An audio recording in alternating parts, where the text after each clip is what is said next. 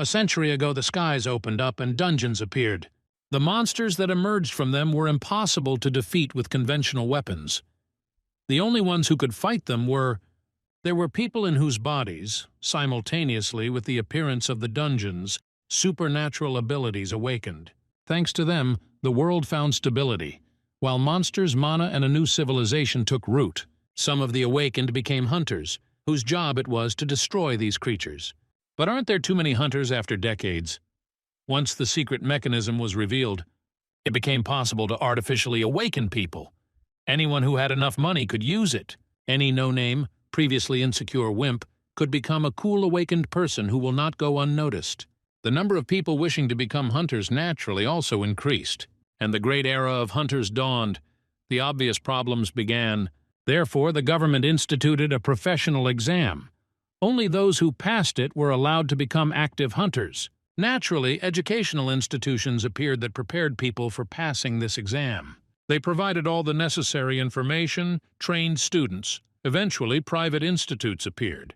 They trained future professionals in their field.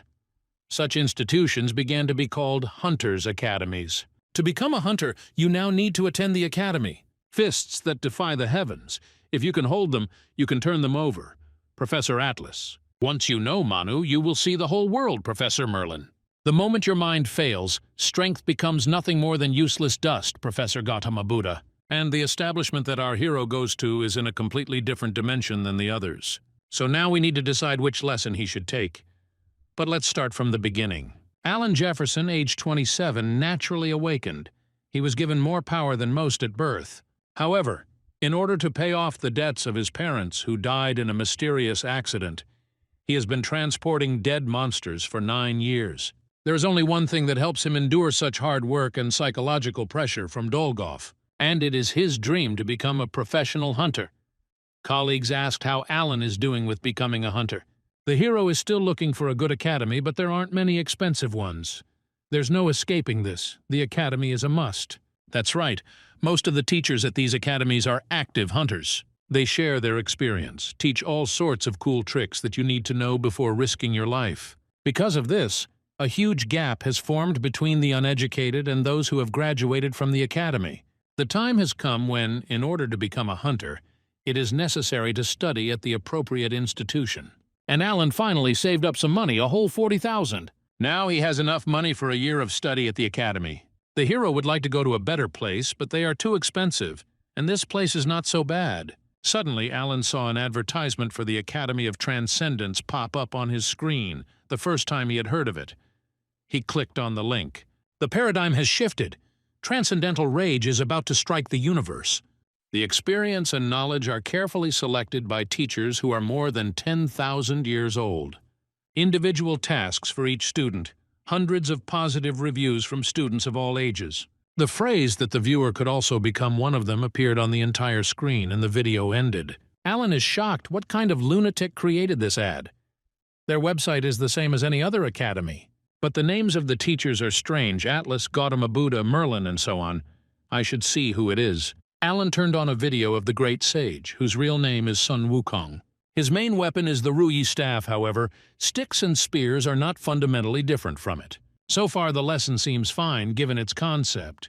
The sage says that it is probably difficult to understand the theory. Then, to begin with, it will show the deflecting movement of dispersion, and then the rotation of the staff back inward, the capture. Finally, the last step is to pierce the enemy with one movement at a certain point, the puncture. Alan is impressed.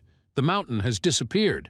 He is shocked, because this is impossible even for S-class hunters. Suddenly, the hero was offered to sign up for this lesson from the Great Sage. Alan pressed the sign-up button.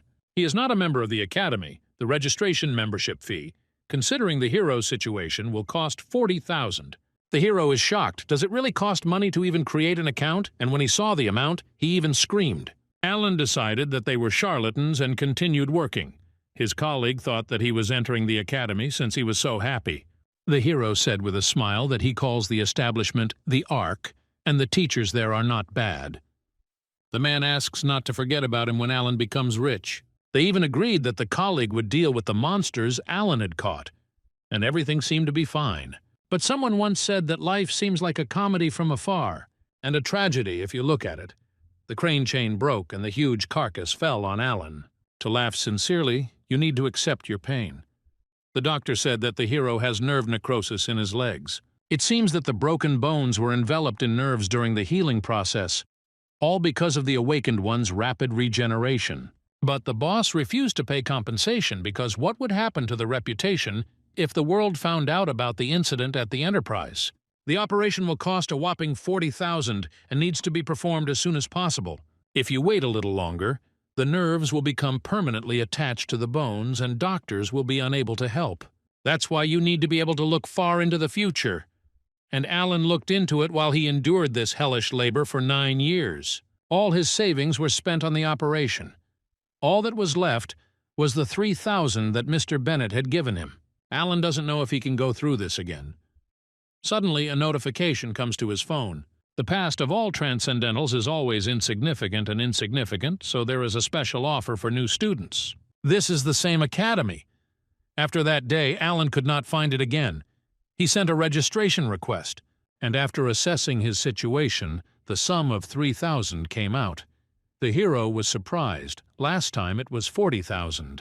Come to think of it, that $40K was all Alan had back then. Are they really going to take it all away from him? Well, why not try to register? There's nothing on the account anyway. Once membership was confirmed, somehow the money from Alan's envelope began to fly away. Admission to the Academy of Transcendence was successful, and a little man climbed out of the phone. He greeted the hero and checked to see if it was indeed Alan Jefferson. The little man is his mentor, responsible for primary education. His name is Mentor. Alan has a lot of questions. So his mentor's name is Mentor? The little man says that he, Mentor, is our hero's mentor. Or maybe he is not just a mentor, but the mentor Odysseus's teacher? Oh, so Alan knows him. Odysseus was the first student mentor ever mentored. Much time has passed since Odysseus became transcendent, but he still occasionally contacts Mentor. Alan, of course, is in complete shock. Anyway, Mentor said that their Academy of Transcendence trains those who want to go beyond the limits of their race. Alan was surprised that this was an academy for transcendents and not hunters. But Mentor assures that they cannot be compared at all, transcendental on a completely different level. Alan started saying something about S-class hunters. Mentor said that their instructors were able to deal with hunters with one finger. Anyway, he asked the hero to fill out a transcendental suitability test. There you have to choose the desired area. This way, the Academy will see exactly what kind of transcendental person Alan wants to become. And they will also be able to determine his current level and inclinations. As it is written, this is a survey. This is necessary to give the best recommendations, so you must answer as honestly as possible. Alan chose to fight, and then he froze. He doesn't know what to choose in the second question about his skill level. The mentor said that many people doubt this. Alan can choose something that literally reflects his abilities. The mentor hoped that the boy could clear the plane with his strongest blow, or at least split the mountain in two with one jerk. But no, the mentor doesn't understand how this incompetent managed to register in their academy. Well, it's okay, don't worry too much. The Transcendent Academy will never expel one of its students. Once a member, always a member. And now Mentor said to continue answering questions. After a long time, they finished, and Mentor clapped. Alan was tired. There were 108 questions in the survey. He has a free pass. The mentor will recommend several mandatory lectures, but they will discuss everything else after they analyze the hero's profile. Alan's preferred method of combat is spear fighting. To wield a spear, it would be better to choose the Eastern technique of ki instead of cultivating mana. The great celestial sage was the best fit to learn the basics, but considering that Alan couldn't even lift a mountain, it will be too difficult for him. The mentor suggests starting with a lecture by instructor Siddhartha Gautama. Is he talking about Buddha? Yes, he denies it, but all the students address him that way. He is one of the most famous instructors for his lectures on psychology. His subject is required for the Transcendence exam. Usually it costs a lot of money to attend this lecture, but Siddhartha Gautama is very insistent on saving the poor souls. This is the reason why the lecture of instructor Gautama is necessary. It can help one to succeed in almost any direction of transcendence. So even if it seems like Alan is going crazy, you should definitely watch it to the end. He'll understand when it starts. The mentor said he would contact after analyzing the hero's profile and went back to his phone. So Alan was left alone. It looks like I'll have to take a look at the lecture. An instructor appeared on the screen and asked the students if they thought their world existed. Is this really Buddha? It looks like a living golden statue. But more importantly, this lecture is too difficult. The word I did not exist, therefore Buddha does not exist. If we have nothing to compare it to, then how can something exist that cannot be defined? So this world and this universe were created the moment we were born. Alan went deeper and deeper. Peace with the universe and will perish only when we die. We do not exist. We are the world. The hero feels like he's starting to go crazy, and the lecture isn't even 1% complete. The doctor is amazed at the amazing speed of Alan's recovery. It is clear, of course, that he is awake, but still. In 30 years of working as a doctor, this was the first time the man had seen anything like this. Alan had not imagined it. Thanks to Siddhartha Gautama's lesson, his heart experienced peace, which increased the speed of recovery. Although, every time he listened to the lecture, it seemed as if his mind was leaving him. The lesson was only 1.3% complete, but the effect was already astounding. You never know what might happen. So the doctor suggested staying in the hospital for another week or two. As he says, I wonder what happened after the lecture ended. The Academy of Transcendence is no joke. Now Alan can move his body. Why not watch Chiron's lecture, which is mandatory for the fight? Class A metamorphosis is given at the end. Compared to the Buddha's unshakable heart, the rank is quite small. However, this is far from a low-level skill. Most likely, unwavering heart is simply too powerful. So, Instructor Chiron greeted and introduced himself. Chiron is a centaur, a creature with a human torso and the lower body of a horse. Hercules, Theseus, Achilles, Jason, and others. He was the teacher of almost every hero of Greek mythology. The purpose of this lecture is to prepare students to the stage where they can move on to the early levels of transcendence. Chiron asks to note that in this course combat techniques will be considered superficially. The real Chiron. To be honest, Alan is hardly surprised. So, the instructor is about to name the first step to becoming a transcendent. Chiron shouted sharply for the little brat to quickly get up and go. Alan jumped out of bed in fear, throwing away the phone. The hero fell out of bed and then received a daily task. 30 kilometers to 1,000 squats, 300 push-ups, 300 crunches, and 150 pull-ups. I wonder if this will happen every day. Alan is not some kind of one-punch man. And the doctor also said to try not to overexert myself for the next week. Alan decided to just listen to the lecture for now and would study when he was discharged. However, he could not skip the uncompleted assignment and move on to the next lecture. Alan screams and asks how they even know he didn't do anything. Everything is lost, although a week won't solve anything. There's no point in driving yourself crazy. Alan decided to listen to Buddha's lectures first. And suddenly he noticed a sign that the free pass ended in 83 days. So it is given for a time. No matter how you look at it, the Academy of Transcendence is also an academy. It is logical that not everything is free for them. Alan went outside in tears and started doing the exercises. 83 days left. Apparently, I initially give 90 days. The hero doesn't know how this academy works. But it seems that in order to increase progress, Alan must absorb knowledge and reach a certain level of understanding. He listened to the video, but there was no progress. Alan listened to Buddha's lecture over and over again for a whole week, but the progress remained the same. The hero doubts that he will be able to complete this course in 83 days. The free pass is like a trial period. Wow, Alan hasn't trained in a while. To be honest, up until that moment he didn't see any point in training at all. After all, he had been carrying monsters killed by hunters for 9 years. Meanwhile, Alan started doing push-ups. The monsters weighed about 70 kilograms, so he didn't need any additional exercise. Although the hero does not know how to use magic, he is still awakened and confident in his physical strength. After some time, Alan finally did 300 push-ups. Compared to years of physical work, this is nothing.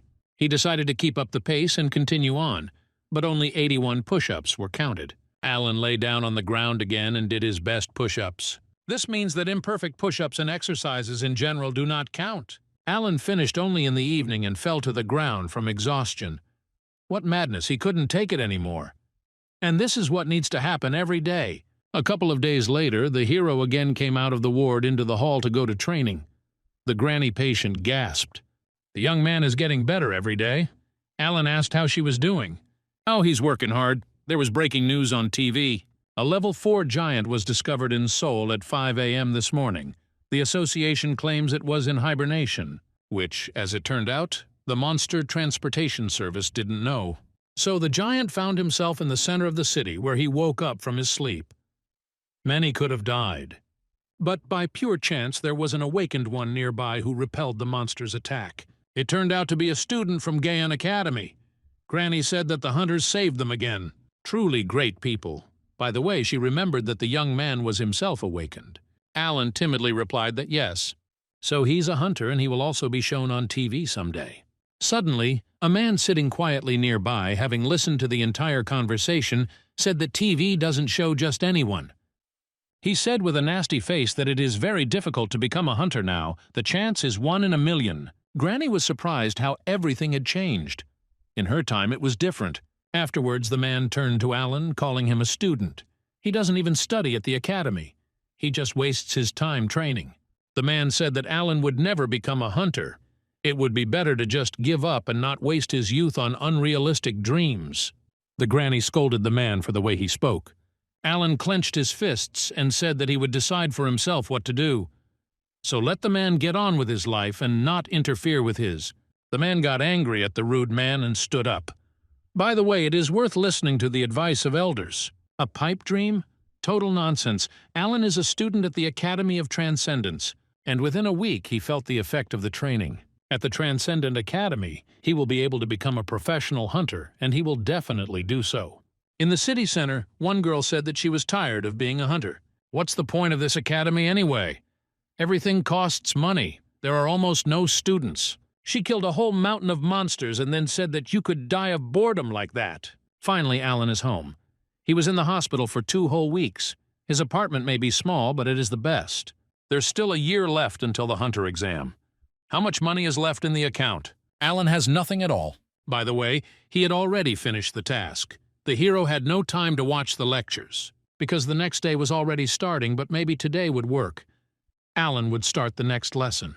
Chiron praised the hero, saying that it seemed like he had finally learned to walk. In that case, it's time to take the first steps.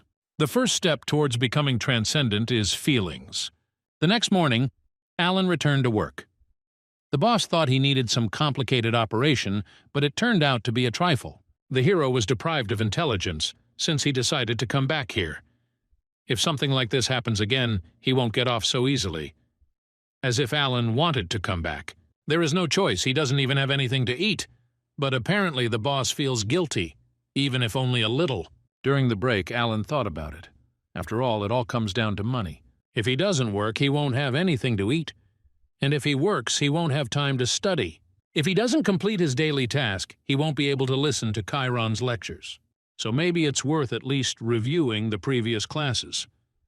That's right, the instructor said something about feelings in the last lecture. The 5 senses play a key role in combat. Sight, hearing, touch, taste, and smell. All the familiar 5 senses. Regardless of the feeling, we first perceive the stimulus, then we recognize it, and then we draw a conclusion. But it's too slow. Why think about such useless things? Chiron will teach you how to speed up this process as much as possible. The students experience something completely different from these 5 senses. The 6th sense hidden in them is intuition. At that moment, Alan's colleague and friend Michael came up to him and lightly patted him on the back. If only the hero had warned him that he would return. The guy asked in confusion how Alan had dodged.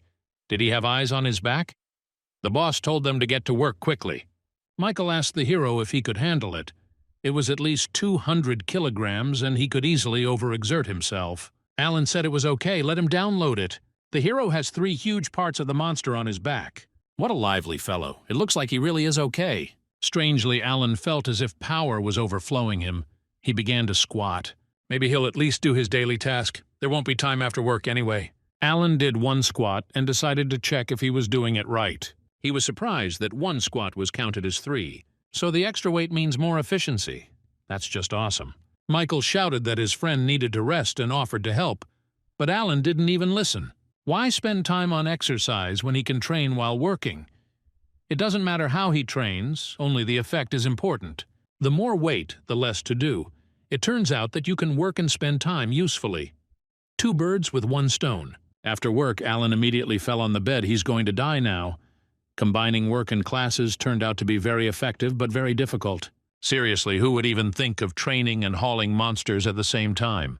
Well, at least it was a great time saver. It's only 10 o'clock now, and the hero has already listened to both lectures. Chiron's course is 9.1% complete, and Buddha's is 2.5%. It's good that Alan got it done so quickly, but he feels like he's wasting his time. Maybe he should watch it again? No, maybe it would be better to sign up for another course? And the idea is not bad. Apparently, rewatching does not affect progress. We'll choose something else from free. Lecture by Professor Xiang Yu. The student will become much stronger and will be able to lift a mountain with his own hands. Is this really the same hegemonic king? Hegemon King Xiang Yu is a legendary ruler of Western Chu, renowned for his superhuman strength. It's not for nothing that they say about him, one will do for 7. Sounds good, and besides, it's free, so let's sign up. Upon completion, Alan would receive a rank, a mountain-lifting spear. Xiang Yu laughed, saying that since the student had enrolled in this course, he is just a loser who does not even know the basics of spearmanship. Does such a non-entity really want to wield a spear? Well, Xiang Yu will teach him. All the simpletons can be free, and there is no need to listen to that monkey, the great sage. Xiang Yu said to just swing the spear, feel it with every cell of your body, understand it, and then return to the teacher. Alan was given a daily task to make 5,000 swings of the spear. So Xiang Yu said only a couple of sentences, and this is in Xia's lecture? And again a strange task. Alan's boss told Lisa Fola, a Class B hunter, that there had been no accidents at work. There was absolutely nothing to worry about. She asked if they had heard about the giant who had awakened the other day. Of course, Lisa had personally verified his death, but I would still like to do a thorough check in case they missed something. The workers are surprised and ask who she is. The boss is practically crawling on his knees in front of her. Maybe she's the granddaughter of the Star Sword. Her name is Lisa Falk. She stopped abruptly. Christoph Falk Star Sword. 100 years ago, he was one of the awakened ones who received their power at the moment of opening the gates. At that time, practically nothing was known about the awakened. The monsters were more brutal and could roam the streets unhindered. There was no complete certainty that humanity would be able to survive. At that time, Christoph was one of the few awakened, one of those who did not allow civilization to disappear. A real savior of the world, a hero. A lot of time has passed since then. Christoph is already quite old. But he is still a heavyweight in his field, capable of competing with anyone. Alan responded to all discussions by saying that he didn't care and continued working. Lisa asked what he was doing. The boss asked not to pay attention to him. He has been like this for a week. He seems to have gone crazy. Alan squatted with huge weights and counted out loud. The girl thought he was crazy. The hero told Michael that he would leave the bodies here. The guy asked when Alan would calm down. But since he had already started the course, he needed to find out how it would all end and continued squatting. The hero threw the carcass of a large monster to the ground. Alan said that there really was a point to these activities. He went for the next carcasses when suddenly he saw a huge giant looming over Michael. Finally, Lisa ran away from there. She clearly didn't like their boss. Mr. Bennett spoke like the granddaughter of the Star Sword had no place in such a backwater, and it was better to discuss everything in their cool office. How much longer must she endure all this? The workers whisper among themselves, asking if she is really the granddaughter of the Star Sword. Actually, Lisa can hear them. It's strange to them that she has such a low B class, since she's the granddaughter of that very Star Sword. To many, he is a hero, but to Lisa the name is a burden, a label she can't shake. From the cradle, her grandfather taught her how to be a hunter. But the bar he sets is too high. Lisa simply can't get over it. She has been compared to her heroic grandfather all her life. But her real dream is to teach people. Lisa told her grandfather that she wanted to be a teacher, but Christoph wouldn't hear of it. He demanded that the topic not be brought up again. Because she is the granddaughter of the Star Sword, she cannot live a normal life, but they came to a compromise, and Lisa founded a hunter's academy. Young people were attracted by the fact that they would be taught by that very Star Sword. But when they found out that he had nothing to do with it, and that Lisa would be the teacher, the girl tried to hold them back, but in vain. When it turned out that her grandfather did not teach at her academy, everyone immediately lost interest and left. They only wanted the Star Sword, not her. And even the few that remained left the academy after threats from their grandfather and so now no one knows about it. If only Lisa had at least one worthy student. Suddenly she heard the workers shouting that there was a monster there and they needed to run. A living Manhwa loomed over Michael. Alan didn't understand why she suddenly came back to life. She was definitely killed. Michael screamed for our hero to run, to forget about him, save himself. It is absolutely clear that Michael will definitely be killed. An ordinary person will never defeat a monster. Neither will an awakened person who is unable to use magic. And the Manticore is a level 4 monster, which even a professional will have a hard time dealing with. Alan began to remember if there were any hunters here. It seemed that Lisa was nearby, but no, she's already gone and won't make it. Michael will simply be mauled to death. We need to act right now. Someone has to do something urgently, otherwise the guy can't be saved. But who? Alan grabbed the pipe sharply and swung it at the monster. He fenced off the monster and told his comrade to run quickly. Michael couldn't leave Alan, but then they would both be eaten. So finally the guy ran away. Now the hero is left alone. He must hold out until the hunters arrive here. Alan told himself not to be afraid, to keep control of himself, not to waver, and most importantly, to stand like a pillar. You are the universe. Observe the world. I know its origins, its essence. This is what Buddha Shakyamuni said. Embrace the whole universe. Think about where it is going and put aside emotions. And then the wildly beating heart will calm down on its own. Alan came closer to the monster. He had to move, not think. Otherwise it might be too late. You'll have to trust your instincts. The Manticore swung its huge paw, but Alan deftly jumped away. You don't need to think, you need to rely on your feelings. The hero jumped up and found the monster's blind spot. He wondered if it was time to attack and what the hell he should do. Zhang Yu said that to lift a mountain, strength alone is not enough. You need courage and zeal. You have to trust them. Believe that you can cut a mountain in half and not even doubt yourself. Alan can cut it. No, he simply must. A force that could move a mountain, tear it from the ground. Finally, the hero struck. Lisa ran in panic, asking what the explosion was. She saw an incredible picture in front of her. A simple monster loader cut a manticore in half with a single iron pipe. Alan said in an unclear way that it seemed to work. The progress of all 3 lectures increased decently. Liza ran up to ask what had happened here. Some loader who doesn't even study at the academy. Using a beam instead of a normal weapon, I dealt with such a monster. Alan immediately ran to Michael to check if he was okay and not injured. But the guy was worried about the hero. He knows how much he's been training lately. Mr. Bennett said they did test the manticore, but it looks like they made a tiny mistake. All his colleagues hugged and praised Alan, and Lisa looked at him as if enchanted. And here he is, a worthy student. Mr. Bennett demanded that not a word be said about today, and everyone went home. Alan immediately checked his progress for the day on the way home and was pleasantly surprised. When he listened to lectures, he had never seen such numbers even close. Apparently it was all because he had defeated the manticore. It's better to see something once than to hear about it 1,000 times, or so it goes. In short, practice is the best way to improve your progress in lectures. The problem is that to get at least a temporary license, you need to enroll in a hunting academy, and without it you can't get into the dungeon. But the Academy of Transcendence can't issue Alan a license. Did he really need to save up for tuition again? Suddenly Lisa called out to him and asked if she could have a word with Alan. She's the huntress who works with their company, like the granddaughter of the Star Sword. What does she even want? The hero stopped and said he was listening. Lisa would get straight to the point. She suggested that I meet her grandfather. Alan replied indifferently that he didn't want to. Lisa was 100% sure that the guy would agree. That's why she didn't even immediately understand that she was refused. The hero just wanted to get home as soon as possible and listen to lectures. Liza is 31 and has never seen anything like this in her entire life. She just doesn't know what to do. She suggested enrolling in an academy where there is not a single student. In fact, they are an academy only on paper. Who the hell is this Alan? He's doing some weird exercises. Even if the manticore was seriously weakened, she's still a level 4 monster and he cut her in half. Alan definitely wants to be a hunter. Lisa assured that they had everything they needed. Good equipment and everything else was enough. Only there were no teachers, but she could have.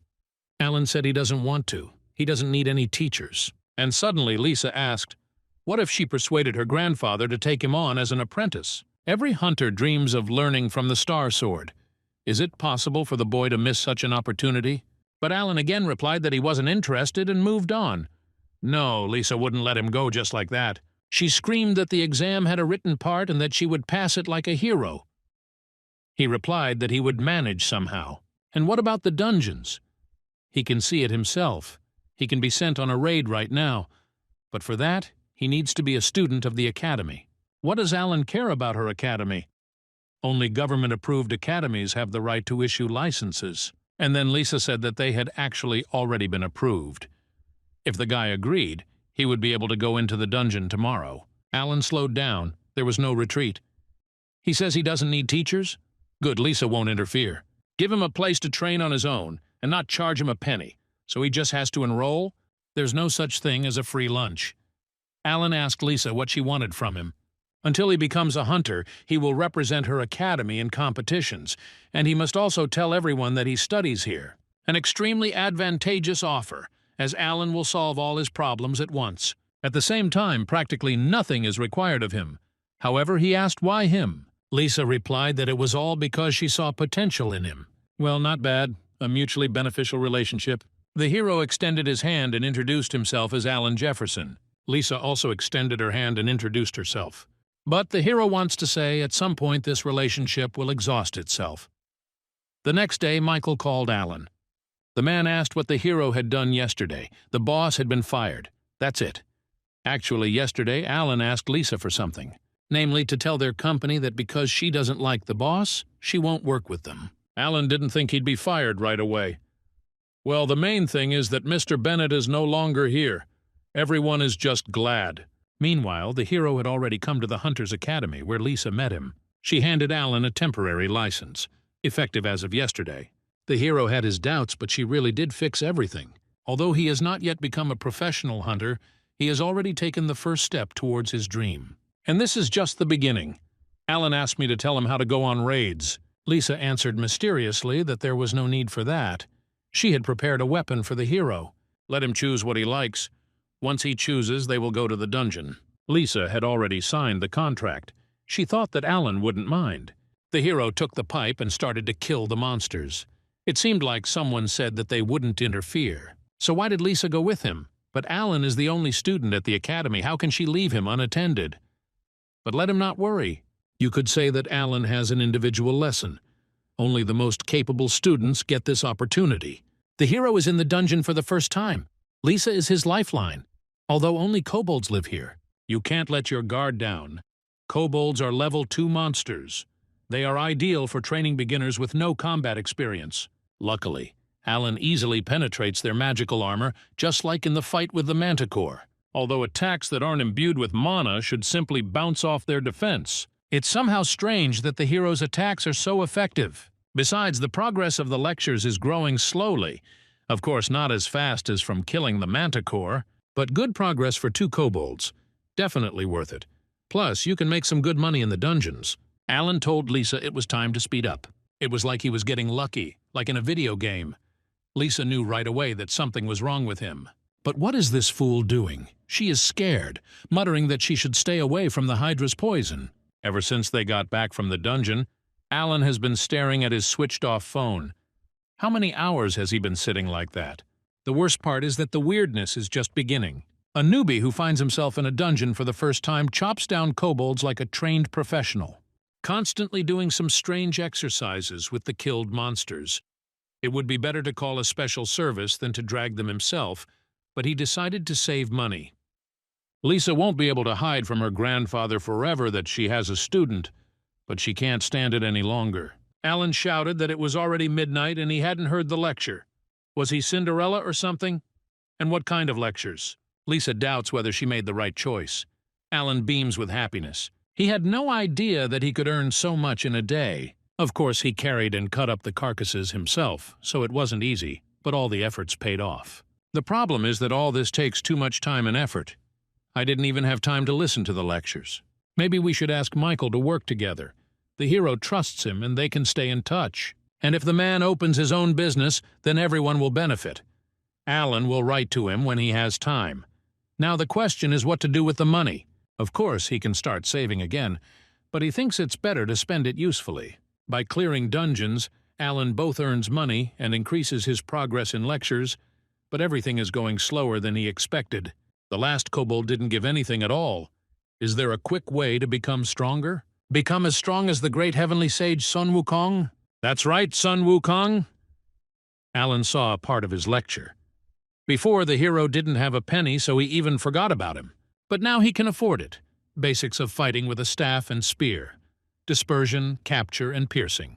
Upon completion of the course, Alan would receive the class Great Sage Spearman of rank S. He eagerly pressed the registration button.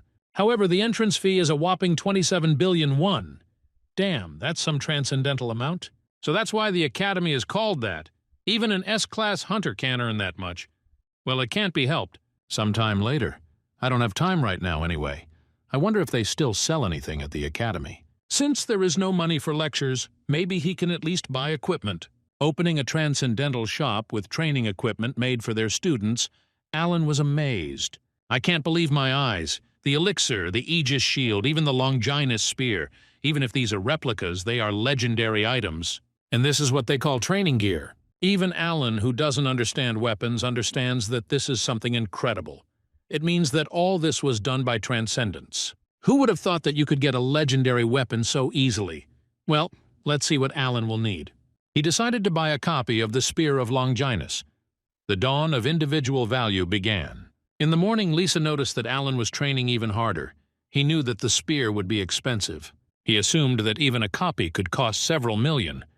Alan realized the risk he was taking. Damn it, he's not blind, is he? 100 million. Where would he get that much money? He can't even resell the spear. Alan thought about just taking out a loan and then selling the spear for more, but that's not possible. And again, it all comes down to money. Even 100 million is already a ripoff. The hero can't even imagine whether he will ever save up 27 billion to listen to the lectures of the great sage. Lisa asked him if he had a minute. It was about the Academy tournament. Alan had heard about it, but he didn't know the details. As the name suggests, it is a competition between academies. Each academy wants to prove that it is better than the others. Lisa gave us the position. This tournament evaluates the level of the academy. Such competitions are very diverse. Currently, the Hero Academy is at the 4th level. If Alan does well, he will move on to the next level. The higher the level, the better the academy is considered and the more support the state will provide it. That's why everyone sends their best students. And yes, Alan guessed why Lisa was telling him all this now. She wants him to represent her academy. I wonder if participating in the competition will affect my progress in lectures. If you think about it, a tournament is also practice. Sounds good, so Alan agrees. Lisa was surprised. Well, they had agreed on this from the start. He asked how such tournaments were held. Everything was kept secret until the competition began. But as far as Lisa knows, the winner is the one who scores more points for the raid and the duel. Come to think of it, Alan's only combat experience is limited to kobolds and manticores. He has no idea how to fight humans. What to do? Once the hero has decided to participate, he must give it his all. I wonder if anyone will agree to train with him. Alan offered Lisa to be his sparring partner if she was not busy. The girl reluctantly took the bamboo sword. And what is she doing? But this is a great opportunity. Lisa Falk is a B-class hunter. Although B-class is far from the top of the top, she was taught by the Star Sword itself. Of course, Alan is just a newbie. It is not for him to judge real hunters, but he had long wanted to know what Lisa was capable of. She was shocked and asked if he even knew that she was a B-class hunter. Alan replied that of course, so let him give him a head start. Okay, Lisa lazily said to start. Let him attack when he's ready. Alan doesn't refuse such an offer, so he pounced right away. Lisa dodged and blocked the blow without much difficulty. The movements are fast but extremely careless, and the hero's attacks are easy to read. Lisa must have overestimated him. A newbie is a newbie.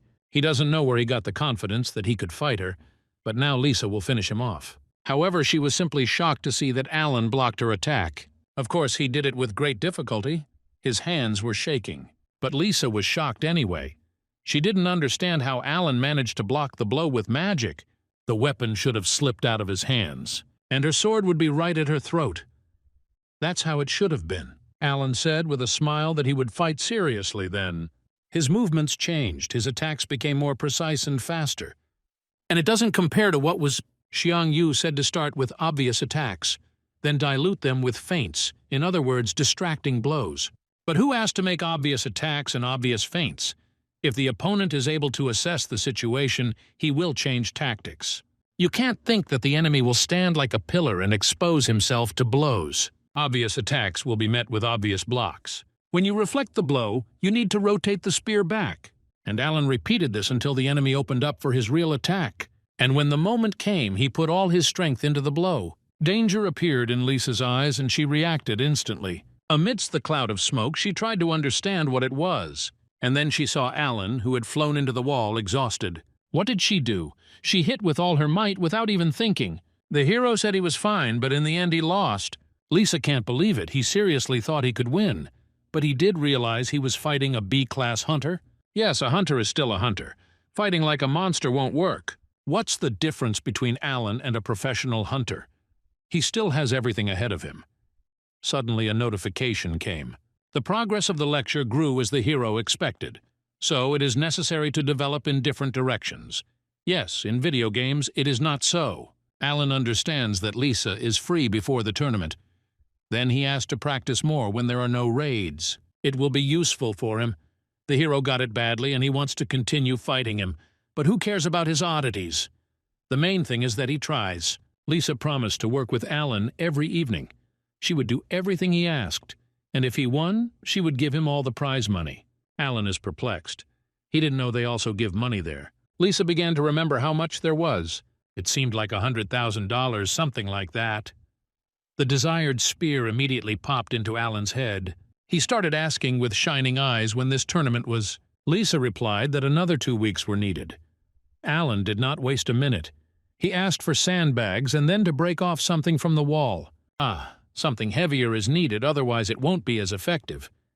Lisa's head is spinning. Alan started to drag a huge piece of concrete. The girl sighed and said that the sandbags were in the corner. She doesn't understand anything, and Alan only mumbles that the 100,000 will go to him. 2 weeks later, the day of the tournament arrived. Spectators gathered at the stadium. Everyone hopes that there will be at least someone worthy. They say that the guy from last year is also participating. Finally, the guy in the green shirt got to the place. He didn't think there would be such a crowd. Of course, if there is something to see, there will be spectators. Although there are many more awakened, you can't often see hunters fighting. Besides, where would we be without recruiters from guilds and mercenaries? And there must be someone from the government, too. The passers-by thought that this guy was a real Dushnila. Oh, right, he's in a hurry. The guy asked the attendant where the waiting room was. He doesn't know what to do. He's so nervous about coming alone. He was so scared that he couldn't even move from his sister. This is the equipment of the opponents. I wonder how much it costs. And muscles. Looks like everyone is confident. Everyone is so strong, no wonder, because the academies send their best students. Suddenly, on the bench opposite, the guy noticed our Liam with an old weapon and a spear bag made from clothes. They started to mock our hero as a country bumpkin. They are probably from some backwater trying to make a name for themselves. And why did he even choose such an academy? Alan hears these idiots. He won't pay attention. He needs to watch the lecture. The guy in the earth shirt looking at Alan thought that he was obviously his brother. Just like when you go to a new class and you don't know anyone and you try to act busy. You're glued to your phone, just like him. Our hero probably also wants to participate, but he is worried and just looks at his phone since there is no one to even talk to. The camaraderie is growing stronger and Alan doesn't even know it. The guy approached our hero and timidly said hello, asking if he was participating in the tournament. He introduced himself as Cole, a 19-year-old awakened from birth. Alan greeted him and introduced himself in return. Cole asked to sit next to him. Our hero is young. Apparently high school students are also participating. Cole pointed to Rob Leslie, a promising student at Gochuri Academy. He was seen pouting with an axe. He relied on strength for everything. Now he's arguing with an opponent who was told to fuck off. And since he was told, be kind enough to fuck off. So Bill, a student at the Mint Academy, listened to him. Actually, Rob started it. Is his brain a muscle? Everyone says Bill is very unusual. He fights with twin daggers. Alan doesn't understand why Cole is telling all this. He didn't even ask. Cole seems to be what they call a snot-nosed guy.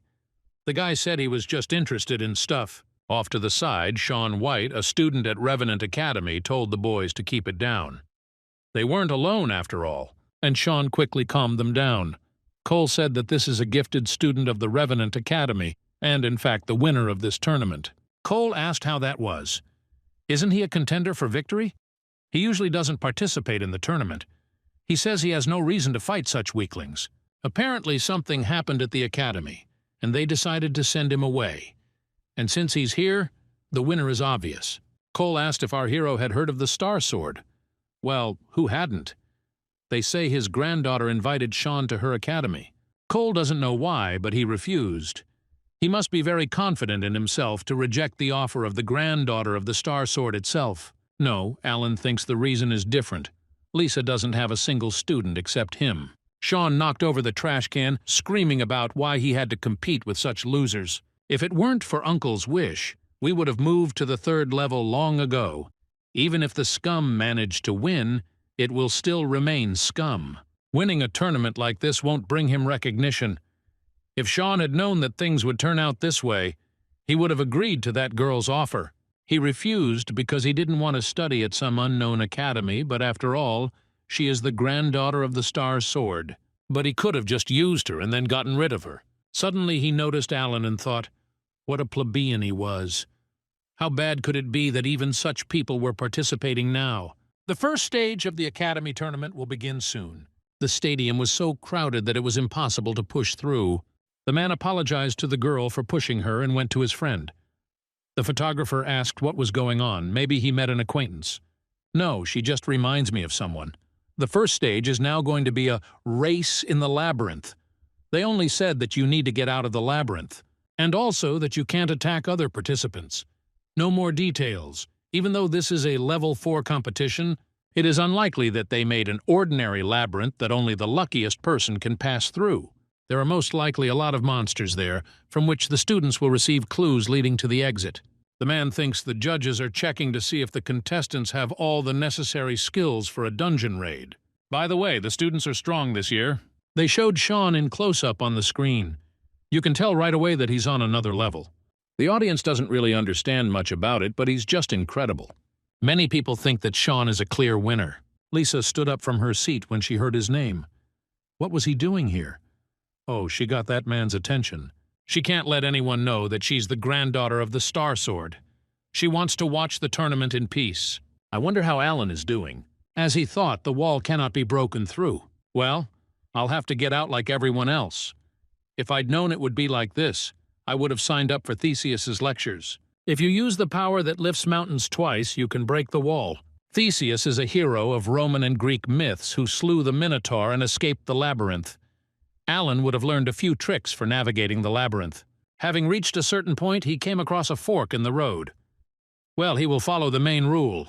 You just have to stick to one side. Eventually, it will find a way out. The only problem is when it will finally happen. Alan decided to go left, but suddenly an indescribable feeling appeared. He doesn't understand. But for some reason it seems that instead of keeping to the left, it's better to go this way. Perhaps this is the sixth sense intuition that Chiron spoke about. Alan stood there and thought for a couple of seconds. Well, he doesn't know. Perhaps it's worth trusting your intuition. Several students have already dropped out of the tournament. It's strange. Judging by these ads, the others are constantly fighting monsters. But for some reason, everything is quiet with Alan. Is it really his intuition that tells him how to get around the monsters? So if he reaches 100% and masters metamorphosis, he will be able to foresee the future and stuff? Like his opponent attacks in 3 seconds. No, that doesn't happen, but it doesn't hurt to dream. Cole met Alan in the labyrinth and told him to be careful. There could be a monster waiting around every corner. The hero didn't think that by choosing another path, they would immediately run into this guy. Cole is surprised that Alan is walking so confidently, as if he knows the way. The hero said he just goes wherever he wants. Cole is shocked. This could end badly. He knows how to get out of the labyrinth and will lead. The left and right-hand method. You always have to stick to one side, then you'll find your way out easily. Alan said it would take too long. Just trust your feelings. And since Cole is afraid that the hero will get lost, Alan suggests splitting up. And anyway, he asked why the guy had tagged along. Cole replied that Alan was his fellow sufferer. Well, the guy didn't come from the academy, he came on his own. Looking at our hero, he decided that he was alone too. So that's why he spoke to him then. Cole thinks weaklings stick together. Alan is out, but he probably looks like one. Since he is also alone, Cole will make an exception for him and show him something incredible. The guy showed a picture of his cute little sister. Alan said she was very cute, but he went. Was glad to chat, hopes never to meet again. Cole fell to the ground and begged not to leave. He really stuck to me. Even an awakened person can be scared in a place like this. Alan thinks that if he were younger, he would be scared too. Sure, Cole talks too much, but he did say a lot of useful things in the waiting room and still no. No matter how old he is also a participant in the tournament and therefore an opponent. Cole keeps saying that he is alone. Didn't his parents and sister come to support him? Oh, the guy said that his parents died, and he has no one except his little sister. At that moment, Alan remembered himself and his loneliness. Damn, he blurted it out without thinking. Cole must be feeling awkward now. The guy apologized. It was a long time ago. He just wanted to say that his sister is still little and can't come to support him. Yes, Alan said Cole was right. They were going to share the same misfortune. If he wants, they can go together. But the hero will immediately say that they are not a team, and the prize for first place will go to Alan. A couple of minutes later, Cole hurriedly asked where the hero was running, but the guy himself said he would follow him. Yes, Cole remembers, but he can't rush headlong. How so? Alan doesn't hesitate at all. He's too sure of himself. He chooses a path without even thinking, as if he knows where to go. But no, that's just impossible. The guy's reached a dead end. Cole barely caught up. Looks like it's here. Alan pushed the wall and the passage opened. At this moment, the host congratulated the winner of the first floor. This was the long-awaited end of the labyrinth. Alan set a new time record, half the previous one. The audience can't believe their eyes. Who is it? Shawn is in the middle of a fight. And on the huge screen, Lisa and the entire stadium saw Alan's photo. He was disappointed. A waste of time. He hadn't met a single monster. Zero progress. Cole doesn't know how it all turned out this way. He just happened to run into Alan. He just wanted to work with him on the team. Our hero did it in just 27 minutes. People are shocked because they are hearing about the Dream Academy for the first time. The winner was a student from some seedy academy. Yes, who would have thought that Shawn would come in third? They're making so much noise. They're not letting me concentrate on the lecture. In the waiting room, a disgruntled Shawn approached Alan. All the participants froze in anticipation. Does he really want to say something? Why is he looking at our hero like that? Shawn said with a proud grin that Alan was just lucky. The guys giggled. Well, of course. How else could a student from some unknown academy win? It was even envious. If only luck would smile upon them. I wonder what Shawn needed from the hero at all. Oh well, I need to finish listening to the lectures. The manager entered the room to announce what awaited the participants in the second stage. They would have to fight each other one-on-one. Since all the guys are on level 4, to ensure everyone is on equal terms, it is forbidden to enhance weapons with mana. However, they can still strengthen their bodies. And it should be taken into account that if one of the participants is not in a condition to fight, the referee will stop the fight. 32 students made it to the second round. In that case, there should be 5 rounds. I wonder who Alan will be paired with. So, since there are no questions, the managers will start compiling the tournament grid. Suddenly, one of the participants raised his hand and said that he was withdrawing from the tournament. Lisa left the stadium. She was almost burned. She never would have thought that Alan would win. She even screamed in surprise. He'll be back when everything settles down. Suddenly, she heard someone's indignant cries. Some men were indignant that there were supposed to be 32 participants, but they started right away with the semifinals, all because the others refused to participate. Damn, all the fun has been ruined. There's no point in betting now. The organizer said that Shawn would win. That's obvious. That's true, but the odds for his victory are too low. No one in their right mind would bet on another participant.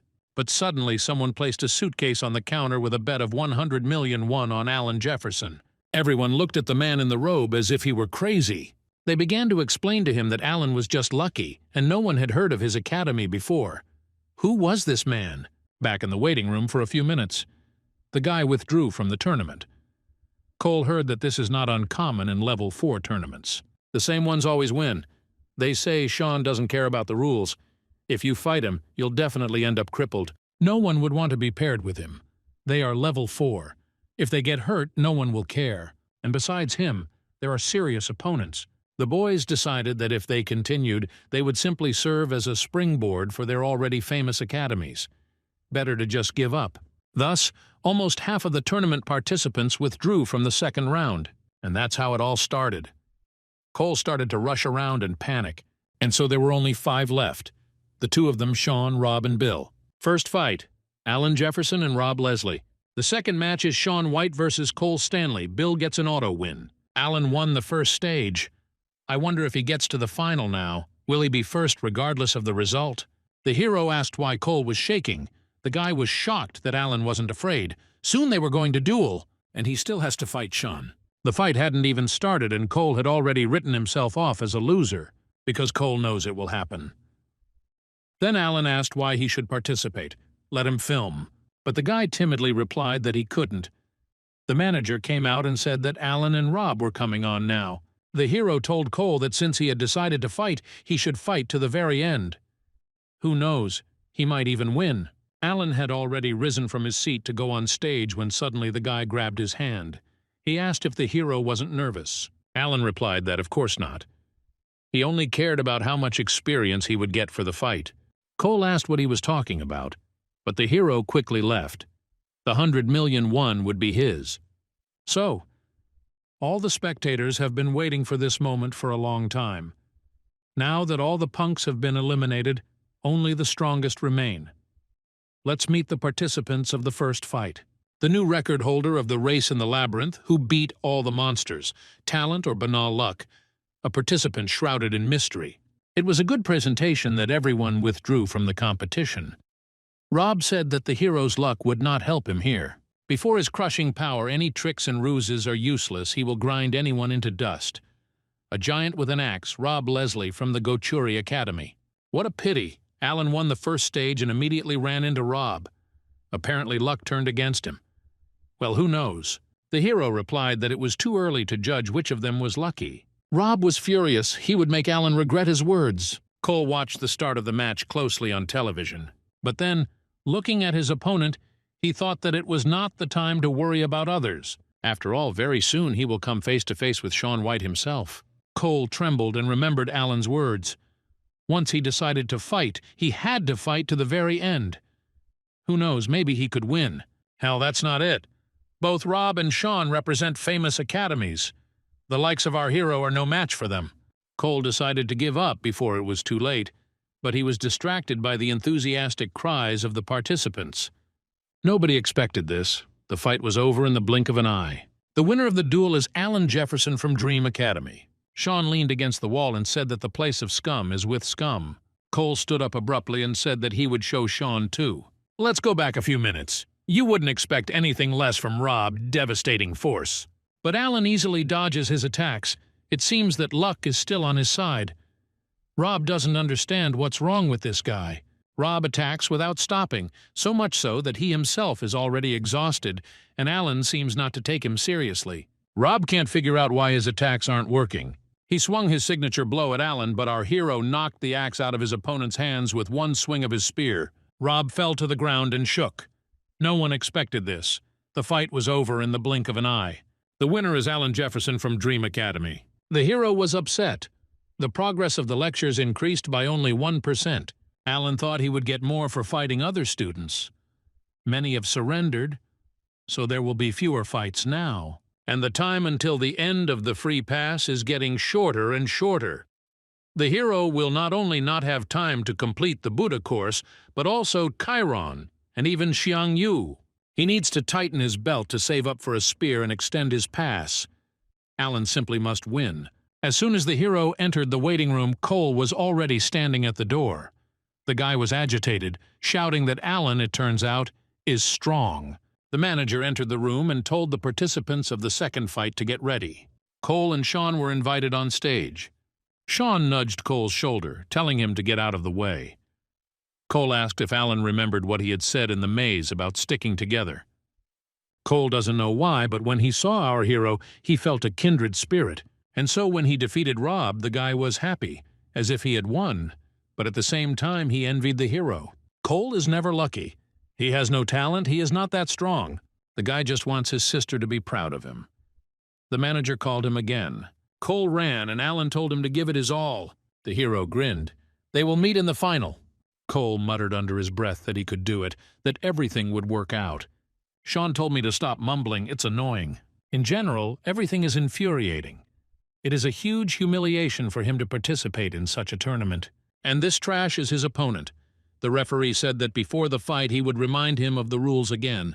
However, Cole, due to his thoughts and stress, ignored everything. Even now, Shawn can tell that this guy is prey, a worthless piece of crap who lives only to be eaten. He's at the bottom of the food chain for a predator like Shawn. Cole is just prey. He was just lucky. We need to remind the scum where he belongs. Shawn should have won both legs. Of course he did. He was head and shoulders above all those freaks. And yet, what the hell?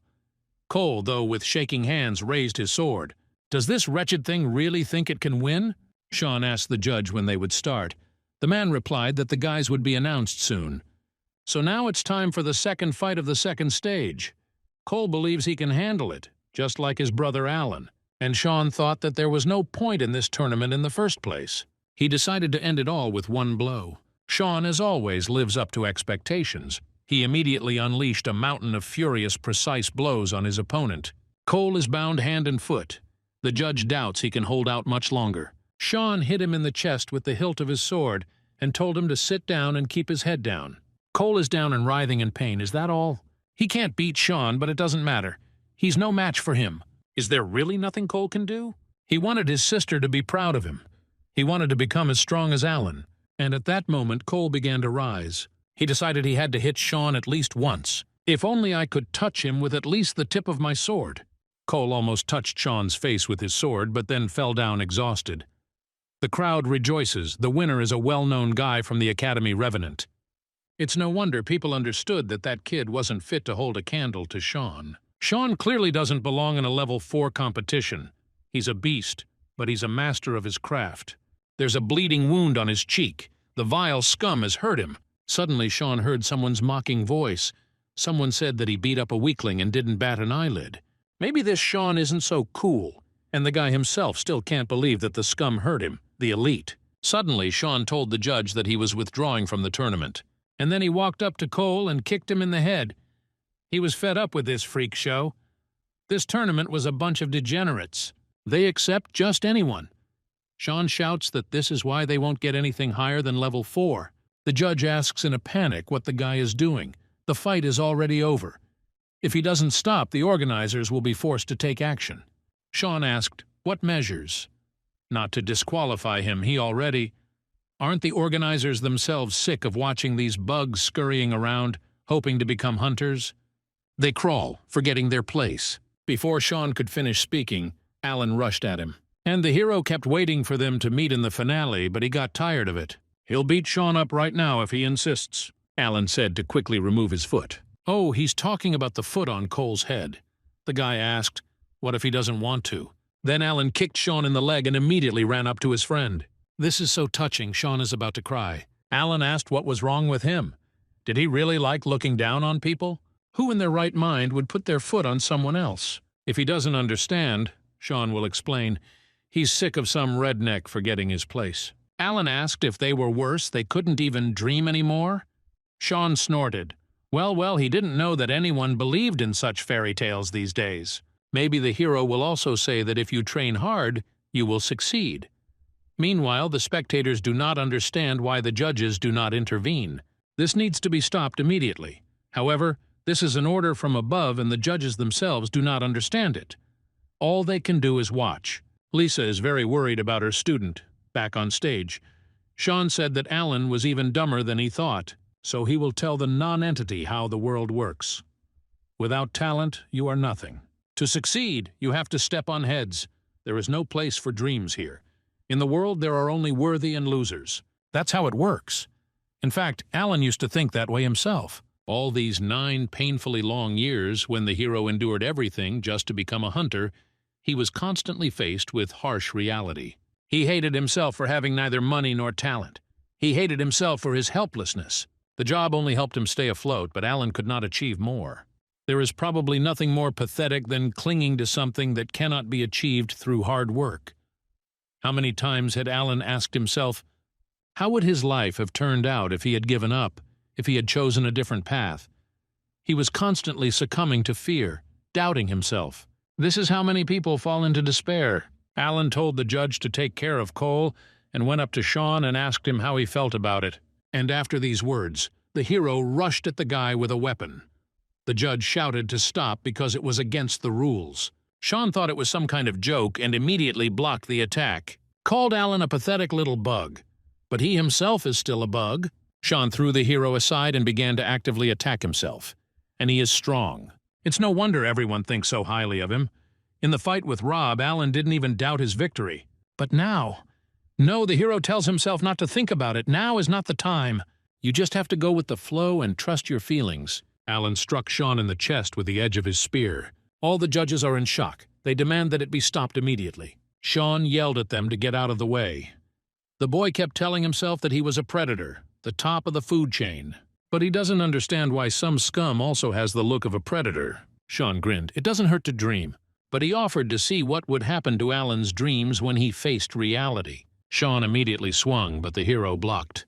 The guy doesn't understand. Is it just his imagination? Or is Alan getting stronger with each block? Like a monster growing right before his eyes, Alan hits the spear in the side. Shawn can't believe he was pushed away by some brat. Never in my life. Now the serious fight begins. A deadly aura appeared around Shawn. Alan can't control mana yet. He has nothing to counter. He needs to run.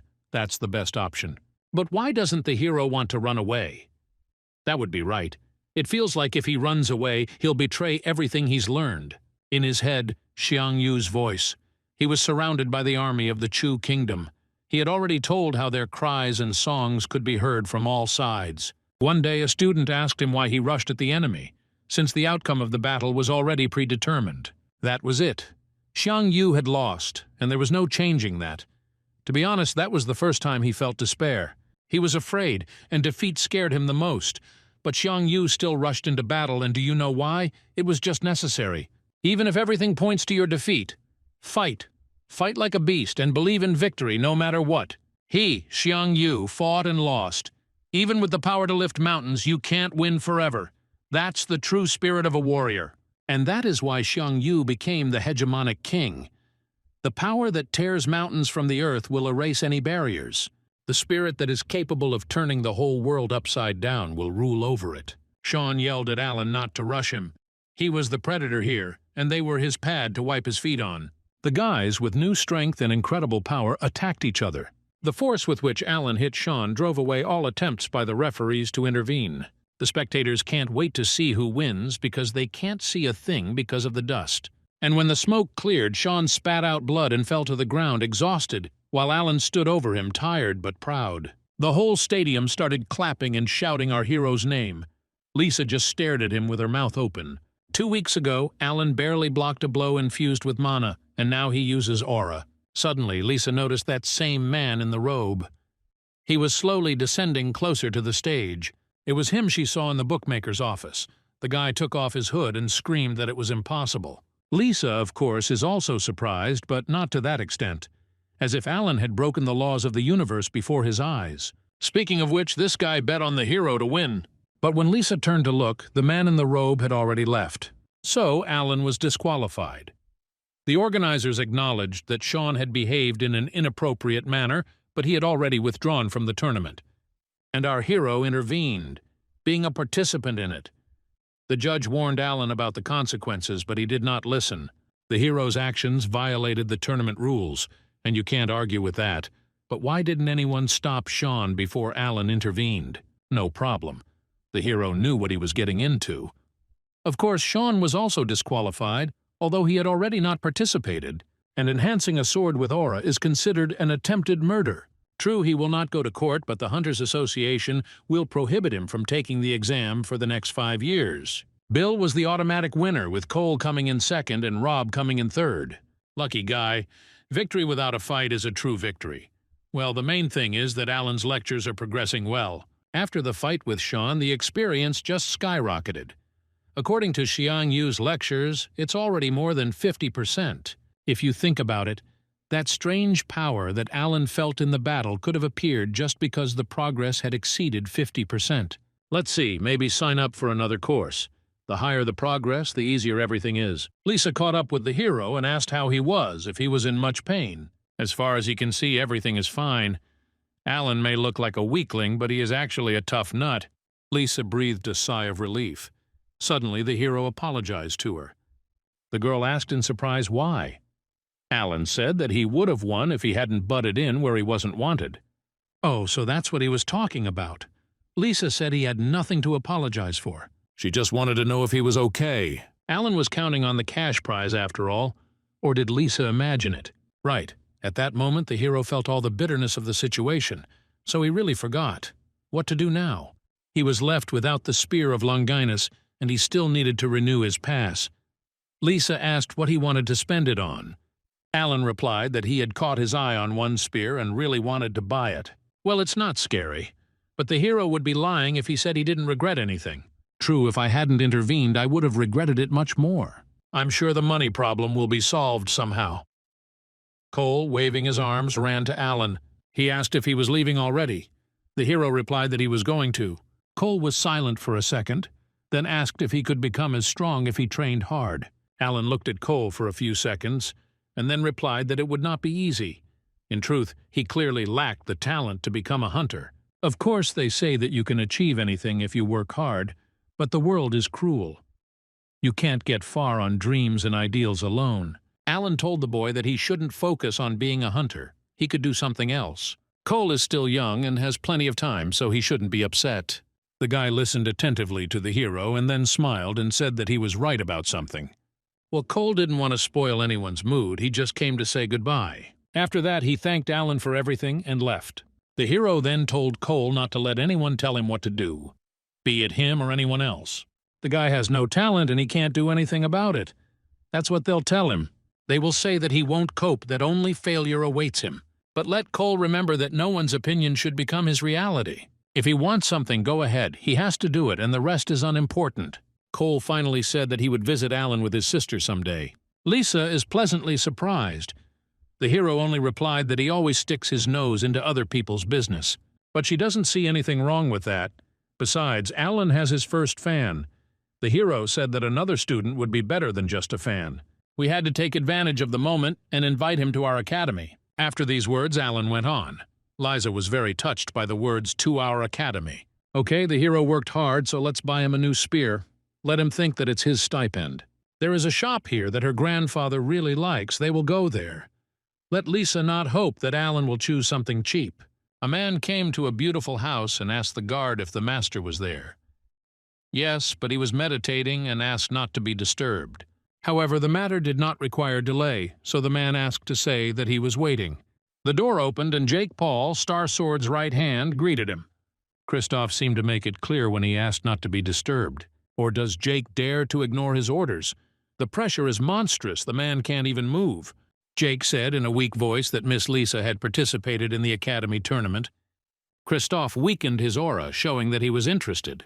Her subordinates haven't figured everything out yet, but it looks like she has a new student. Jake said he could figure it out on his own, but no. Kristoff must see for himself what he is made of. Alan continued to do his daily exercise routine. Finally, he finished. He asked Lisa why she was looking at him so displeasedly. The girl said that he imagined it. Well, he wanted a new spear so much, he chose it so meticulously, and in the end he left with nothing. Decided it would be better to keep his old one. Alan said he just wasn't worthy of such a gift. Liar. He was clearly not the type to refuse such a gift. Lisa sees right through him. Ever since Alan saw a weapon created by the Transcendentals, he can't even look at a regular one. And all because of these calculations. Alan thought why buy a spear when he could just ask for, say, 20 million won in cash, but the price of the spear of Longinus had increased. Looks like money earned through dishonest labor doesn't count. Damn, now the hero is afraid to do anything at all. Lisa said that she would pay for everything. Such a chance comes once in a lifetime. But Alan just remained silent. By the way, she asked him what kind of mana-enhancing technique he has. Yes, without it he won't be able to use magic. Lisa personally saw how Alan pierced the armor of monsters and judging by how he fought at the tournament, his technique is clearly not low class. But she never saw the hero training her.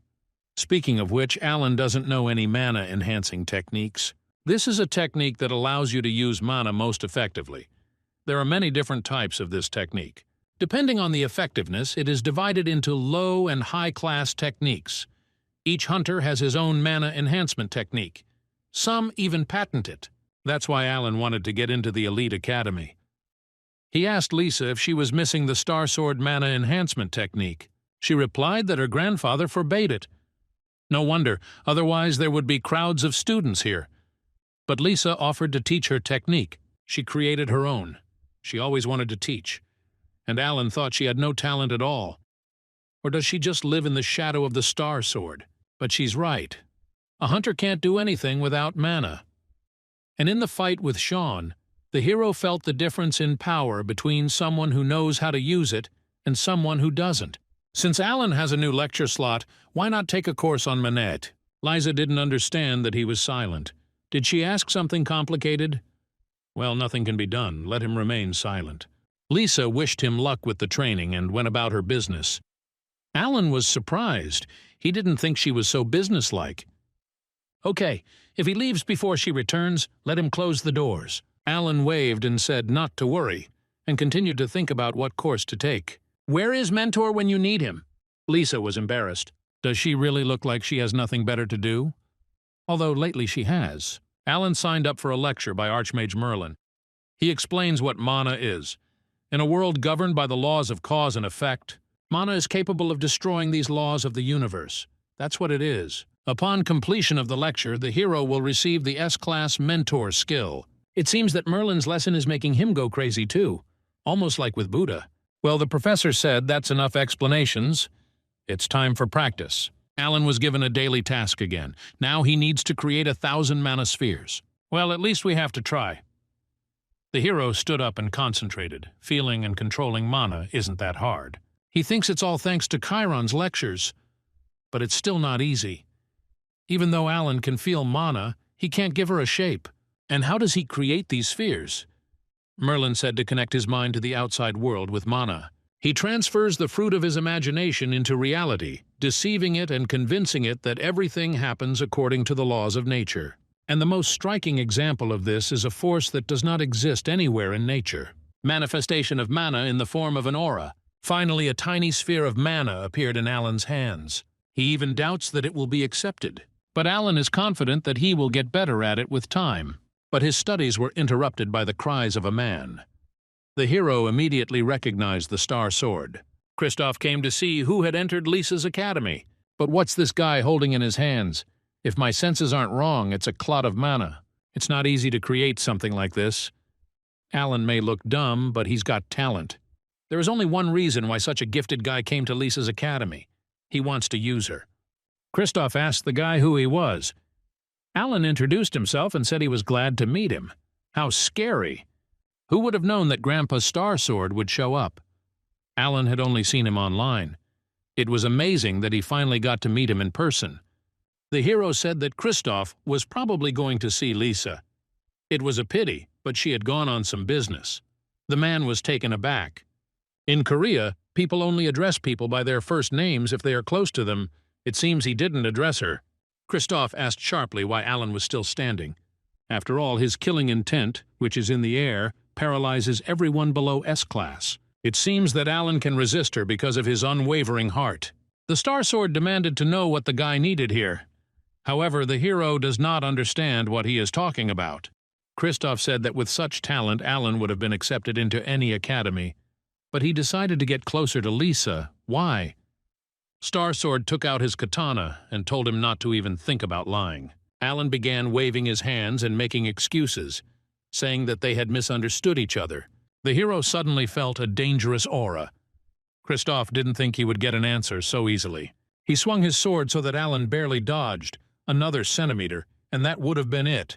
Meanwhile, Lisa came to her grandfather's residence, but the workers said that he had left, and he didn't say exactly when he would return.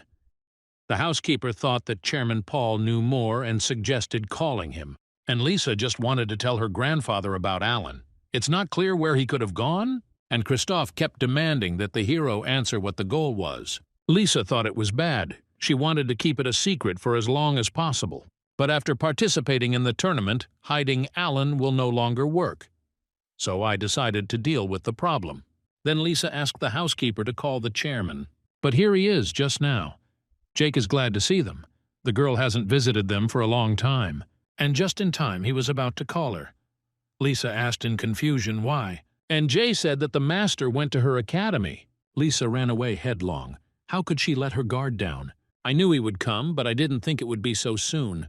Lisa must not allow these two to meet without her. What do you mean? The scabbard? Christophe didn't even pull the sword out of it. It seemed he wasn't trying to kill Alan.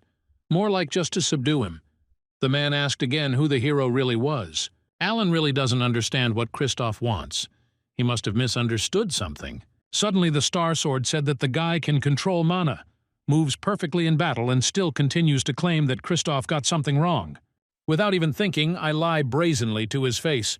Star Sword began swinging his katana again. Alan doesn't know what Lisa told him, but asks him to calm down. It seems like the hero said something wrong, but he can't figure out what. Christophe said he was going to talk it all over, to take into account the circumstances that brought the guy here. But it was all a lie. Star Sword had no intention of discussing anything with the hero. Who cares? The man won't listen to Alan, but his movements make it clear that no matter what he says, he won't kill. If the Star Sword really wanted to kill the hero, it would have done so the moment it sensed his presence. The one who is above the stars themselves, the Star Sword, the person closest to Alan's ideals. The hero was given a simply wonderful chance. Christophe saw that the villain's mood had changed. The man has seen many hunters in his life, but only one looked him in the eye without fear. This guy must be very strong. And yet what did he need from his granddaughter? Damn, Alan doesn't see the man's attacks, doesn't even feel them. Christophe has the hero pinned to the wall. Alan didn't notice such a simple strike. The power of the Star Sword is beyond comprehension. I wonder how much longer the hero will last. Alan started to run and attack, but Christophe threw him back with one wave of his hand, saying that it was such a banality. The hero just had to answer, but No, something is wrong, something is missing. It can't end here. Not even a little bit longer. Tricks won't help Alan. But as long as Christophe isn't serious, he has a chance. He'll only have one chance. He needs to finish it all with one blow. But how? Alan continued to skillfully dodge the swings of the Star Sword. Merlin said to use mana by subordinating it to the power of will. To deceive. To convince the world that the fruit of his imagination is subject to the laws of nature. Alan was not capable of more at the moment, so he concentrated all his attention and energy on this blow. In the end, the hero fell to the floor without strength. How painful! Christophe shouted that the scoundrel had finally shown his true face. What true face he had attacked first? Ugh, talking only hurts more. The man's patience snapped when Alan asked when Lisa would be back. Okay, since the guy is asking for it. He will personally send the hero to the next world. Alan has already resigned himself to the end. But then Lisa finally burst into the room, screaming for them both to stop. She asks what Grandpa did here. The girl ran up to Alan in a panic. He was covered in bruises. The hero replied that it was nothing serious, but it still hurt. Christophe snorted, saying that such a wimp still dared to call himself a man. Alan replied that man or woman, it didn't matter. Anyone would be hurt if they were hit by a Star Sword. The hero wouldn't be surprised that he doesn't care who he hits. Lisa is shocked. She has never seen anyone talk to Grandpa or the Star Sword like that. Alan wants to at least know why he's being treated this way. Or since Christophe is a Star Sword, can he do whatever he wants? Lisa told her grandfather to stop. She apologized to the hero for what he had gotten into. Alan said it was just a couple of bruises and it wasn't her fault. Lisa said she would explain everything later. She was really sorry. By the way, it looks like Alan could use a stop at the emergency room, so he'll probably go. Yes, Lisa said not to worry, she will pay for the treatment. She is glad that our hero understood everything and left on his own. And now Lisa turned to her grandfather. They needed to talk. Oh, she decided that she would tell him everything. But now she can't even open her mouth. Grandfather said that Alan was suspicious and that his granddaughter should stay away from him. Lisa was shaking all over, but she said he wasn't suspicious at all. But how could she know? How would you know? You know nothing, do as I say. I've had to listen to this all my life. So Grandpa completely ignored Lisa's opinion. Even in the academy, a compromise that she found Her grandfather interfered every now and then. He gave each student a dressing down, so they all left, unable to bear it. But Lisa understands why Grandpa behaves this way, and she understands why people came here. That's why she couldn't stop them when they wanted to leave. However, Alan is not like that. Grandfather ordered to throw him out tomorrow otherwise, but suddenly Lisa answered that she does not want to. Kristoff asked again, and she shouted again that she didn't want to. She didn't want to let Alan go. The girl screams, asking her grandfather why she must always listen to him. This is her academy, not his. It's been less than a month, and Lisa and Alan have little to remember. There is nothing between them, but when she looks at him, she feels something strange. She wants to be with him as long as possible. Lisa doesn't even know why yet. Found a time to throw tantrums. Maybe the granddaughter doesn't understand, but this guy, oh well, so what? And that's why Lisa wants to figure it all out. She doesn't want to live in her grandfather's shadow forever, and she won't. The girl stopped abruptly, looking at her grandfather's stern face. She apologized for raising her voice and went to the door. But she said that this time she would do as she decided. Kristoff is stunned. He doesn't remember Lisa ever screaming like that. Many years ago, an underground dungeon opened in the city, and many people were unable to escape. Jake told the master that something terrible had happened. His son was dead. When Kristoff lost his son and looked at Lisa, who had no one left, he decided that he had to teach her how to stand up for herself. He had to. That's why he was so strict with her. Liza didn't like fencing, but her grandfather forced her to, because she would never become a hunter that way, not to mention reaching Class A. She wanted to take a different path, to become a teacher. But Kristoff didn't teach her so that his granddaughter would become some kind of teacher. He shouted that he didn't want to hear about it and demanded that they just do as he said. Kristoff oppressed her all the time, and although he understood that sooner or later she would go against him, he did not want to think about it. And this is how it all ended. Lisa rebelled after all. In the morning, Alan went to the academy like a new boy. Another conversation would not be a problem.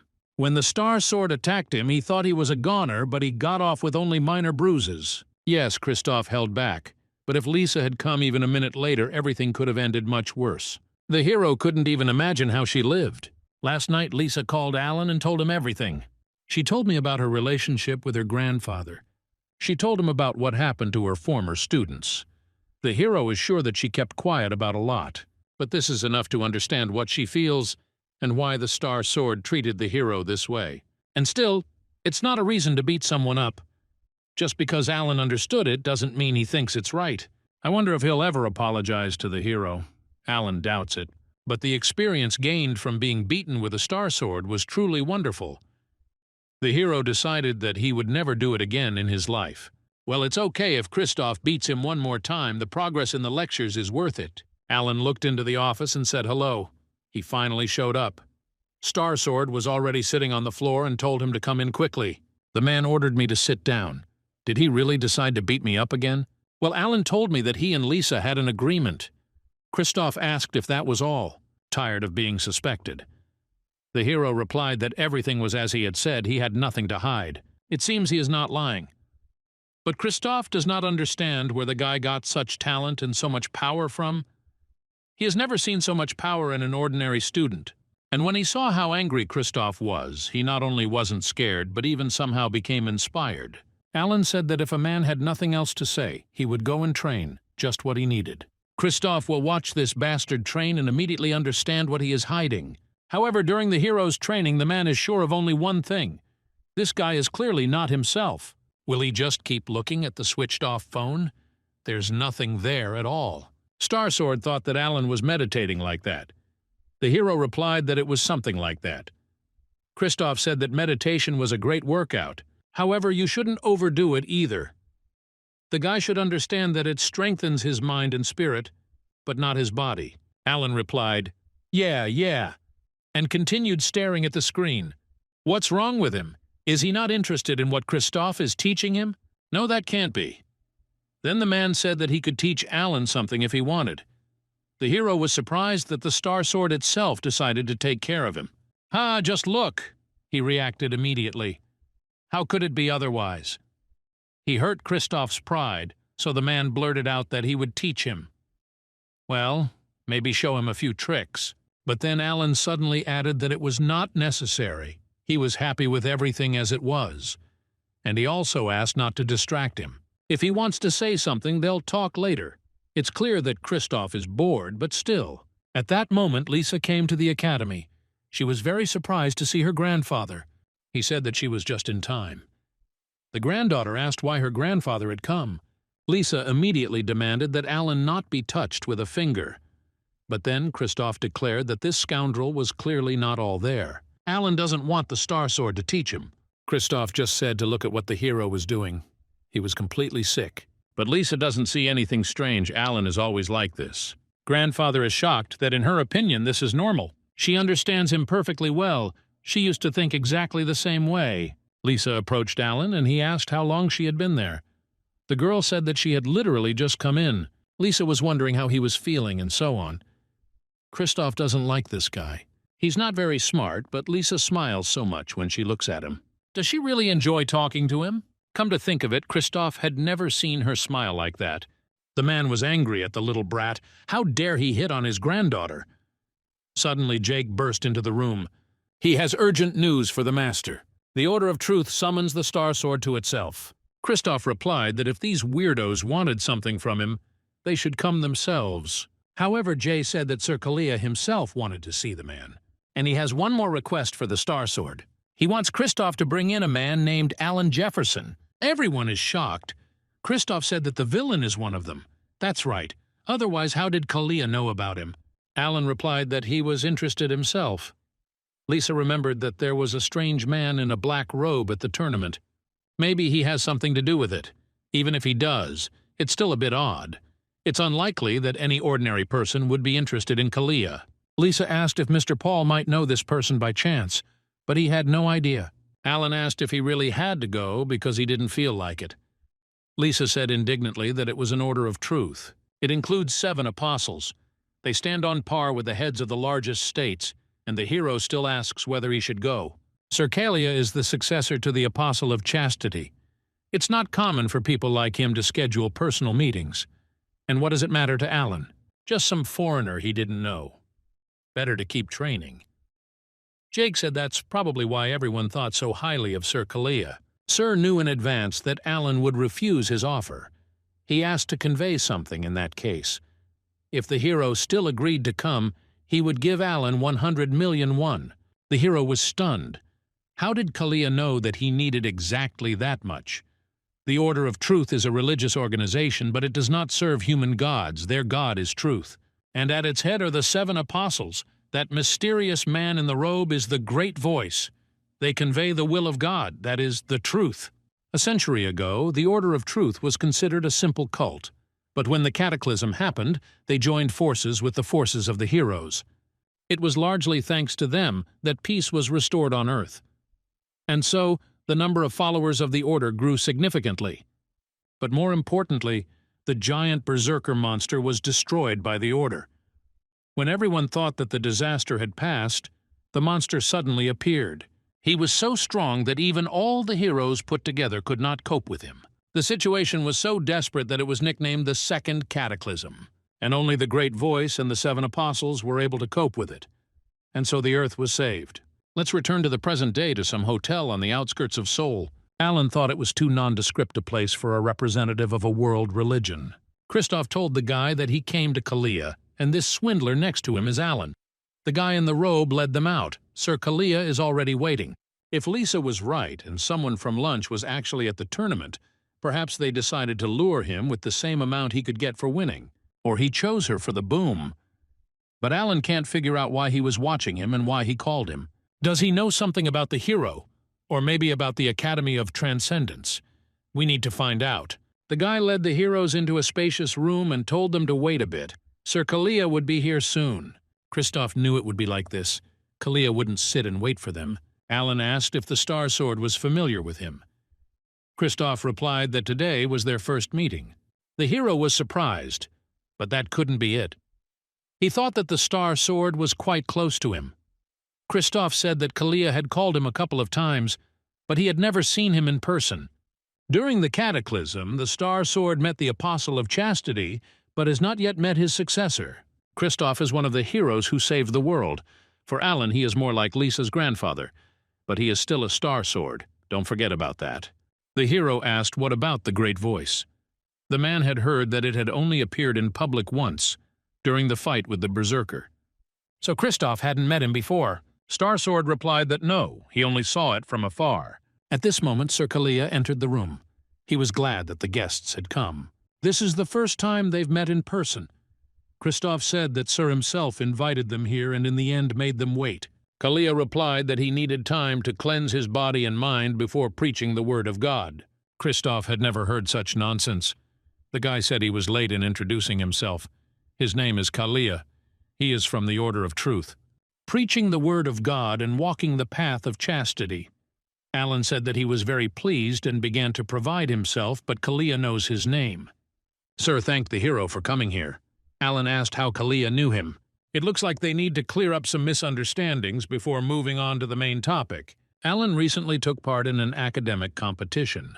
At that time, one of the believers of the Order of Truth was watching him. He praised Alan so much that Kalia himself wanted to know how strong he was. The hero was surprised that this was all. But why did the apostle's successor want to see him? Not for this simple reason. Kalia just wanted to talk about it and sat down on a chair. Hopes to cooperate with Mr. Starsword to explore the dungeons. Kristoff, shocked, asked why him. Kalia replied that the man knew better than anyone that this was far from the end. There's a report of a distortion in one of the dungeons in Korea. Kalia thinks the Starsword knows about it better than she does. Kristoff wanted to stop this nonsense, but this is the decision of the Order of Truth. It is necessary to check the condition of the dungeon. This is why Kalia flew to Korea, because this way he will be able to strengthen his position. As the guy thought, the Starsword can't be fooled. It was impudent of him to say that this was the decision of the Truth Order. It wasn't even funny. Kalia asks if he can help him. Depends on what he is willing to give. It seems Kristoff does not want to do a favor. Kalia doesn't think the Starsword is missing anything, but he heard that his granddaughter founded a hunter academy, and they, from the side of the Order of Truth, can do something. The room was filled with Kristoff's deadly aura. Alan's body went numb. This was the true form of the Starsword's killing intent. He said that if Kalia tried to involve Lisa here even once more, he would not leave her alive. Kalia said that he had made a mistake and asked for forgiveness. However, other than that, he had nothing else to offer the Starsword. Then the guy suggested doing it this way. He, just like Kristoff, would fulfill one of his requests. Starsword replied that this was ridiculous. Kalia could say tomorrow that there was no deal. Why should he believe him? If Kristoff wants, the boy can swear an oath in the name of the Order of Truth. But is that enough to determine the place of the apostle? No matter what the man thought after this, Kalia would not be able to claim that there was no deal between them. And so the Starsword agreed. Kalia performed the oath ceremony of the Order of Truth. Next, Alan. The apostle will say directly they want to sponsor him in the Order of Truth, but the hero said that he already belongs to one academy. However, that is not what Kalia had in mind.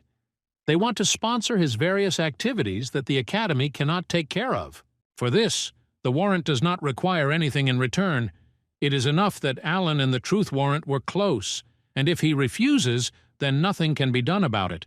It can't be that they don't want anything for it. They will still want to get paid for their services. To be honest, Alan is not attracted to this offer.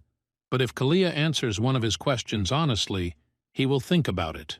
The hero was about to ask a question, but then he wondered if the apostle would really answer honestly. If Kalia turns away or avoids answering, then Alan will never know again. It would be suspicious if the hero asked about this directly. Then he pulled his phone out of his pocket, held it up to Kalia's face, and asked if he saw anything. Buddha's lecture on the phone. Some say that the essence of existence is the soul. If you believe these words, then it is the soul that determines who you are, not your body. And so Alan once again asked the lost Kalia what he saw on the screen of this phone. The apostle said that the hero asks very strange questions. Alan doesn't think it's hard to answer. However, for Kalia, the question is too difficult. The hero can't do anything if he doesn't want to answer. And then Kalia said that he saw only a black screen and asked if Alan was satisfied with this answer. Quite satisfied. Then the apostle suggested that he think again about getting sponsorship. And then Alan refused with a smile. After the meeting, the guy in the robe, Kalkos, came to Kalia and said that no distortions were found. The apostle was surprised. But Kalkos swore in the name of the Order of Truth. He was completely sure of it. To be honest, there was nothing special about Alan. Even if he was special, he was just a student. The question of what Kalia had seen on his smartphone caught him off guard. But what was this nagging feeling that remained in his chest? Kalkos wanted to report to the other apostle, but Kalia said to just observe for now. The distortion in the dungeon is their priority right now. Kalia asked what happened to the other heroes. Except for the Soul Blade and Dark Sword, Kalkos called everyone. As far as Kalia knows, no one has seen these two. Already in the evening, Kristoff asked why Alan had refused the offer. The hero replied that everything was too suspicious. Alan doesn't know what a truth order is. At least Kalia is clearly not affiliated with the Transcendent Academy. He doesn't want to make a practically free deal with suspicious characters. Alan asked Kristoff to explain what the term dungeon distortion meant. It meant that magic was distorted. The magic wave inside the dungeon is distorted, so its difficulty is different from the value measured when the dungeon was formed. These distortions have many side effects, but the main one is a sudden increase in the difficulty of the dungeon. Or the most common case, dungeons break through before their appointed time. You won't see that now, but during the Cataclysm this happened very often. So what Kalia meant by "it's not the end yet" means... Kristoff told Alan not to worry because she was simply mistaken, since the Cataclysm had long since ended. The hero asked where the man was going, since Lisa's academy was on this side. Kristoff replied that he didn't need to know. He also added that if Alan tries to do any strange things to Lisa, he won't live. So he recognized the hero. Kristoff replied that he was watching the hero. Alan said, to be honest, isn't that why Lisa is distancing herself from him? Oh, looks like he's going to hit again. The hero quickly ran away. However, Kristoff thought that this slacker was right. Alan came to the academy and said that he had to become stronger quickly to resist him. Lisa asked about her grandfather. They had gone together. The hero said that Kristoff had gone with him, but then changed his mind and went the other way. The girl doesn't have to worry. Her grandfather didn't say anything like that. Lisa said that he had a very bad character and asked for forgiveness. She should have said so earlier. The way the Star Sword expresses itself is certainly wrong, but Alan can't say there's anything wrong with it. He can change right now. The hero will only get a few hits if he does something terrible. Of course, this won't end well. Alan blushed. What was he even talking about? Lisa smiled and thanked him, and then there was an awkward pause. By the way, the hero said that he needed money. Alan shouted about it every day. It's impossible not to know. However, he doesn't remember when he told her that. If you think about it, money is the most important issue for him now. All the millions he got from Kalia went to pay off debts. Alan doesn't have money to renew his subscription, needs to buy a weapon, and also wants to attend individual lectures. So while he was away, Lisa found a task that was perfect for him, a dungeon clearing competition. The prize for winning is $300,000. Alan asked what it was. It seemed like some kind of dungeon raid contest that no one could handle. Most likely, these are unprofitable dungeons. And indeed, if those awakened during the Cataclysm had a sense of responsibility for their country or faith, now professional hunters are only looking for profit. Lisa said that unprofitable and abandoned dungeons are mostly low-rated and harder to attack. If you don't clear the dungeons quickly, they will explode after a while, releasing monsters. Therefore, no matter how low-ranking the monsters are, they still pose a threat to society. At first, such dungeons were monitored by state hunters, but it was ineffective to send them to such a seedy place. And in the end, the state solved this problem in a different way. Namely, they organized a competition for clearing out dungeons. The dungeons are just the right level for even a normal student to handle. Anyway, the student's strength is more than sufficient now, and the results will also be reflected in the ranking of the Hunter's Academy. The win is $300,000. And you can also increase the lecture progress as you progress through the raid. The hero doesn't know who came up with this, but he's a genius. Lisa thinks he can win easily. Alan has no reason to refuse, so he told Lisa to apply. He knows what she wanted most. Most likely, she was looking for information on how to raise the academy rating and came across something like this. Competition. Considering the opponents from the last game, you can guess that it will not be easy. But this time, Alan will definitely get the money. By the way, he asked about how exactly the competition is held. Lisa said that it lasts 1 week. After the start, the government will send a list of dungeons to the participants. They then check the list and book the dungeon they want to clear through the app. You have 10 hours to complete the dungeon, and you can only book once. In extreme cases, the booking will be automatically cancelled. In short, the winner is the one who clears the most dungeons the fastest. Speed is life. It's not for nothing that they say that oil prices are getting higher every day. But Alan said that it's difficult. After the raid, you need to get rid of the corpses. But if speed of execution is a priority, then Lisa said that you don't have to get rid of them. They won't give much money. And then she was shocked when she realized that the hero was going to get rid of them on his own this time too. But if you collect them all, it will be so much money. Why then throw away these precious things? Lisa screamed that winning was more important. That's why Alan said it would be difficult. If only the priorities were different.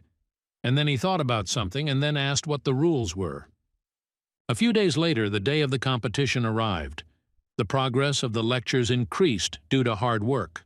But the progress of Chiron and Merlin's lectures, for some reason, no longer grows. Considering that every 10% you can see certain changes, then something else is needed. Lisa asked if Alan had downloaded the app. He had prepared everything important yesterday. By the way, his assistant still hasn't come, can't find it or what? No, Alan said that he easily finds the paths, and this is not a joke.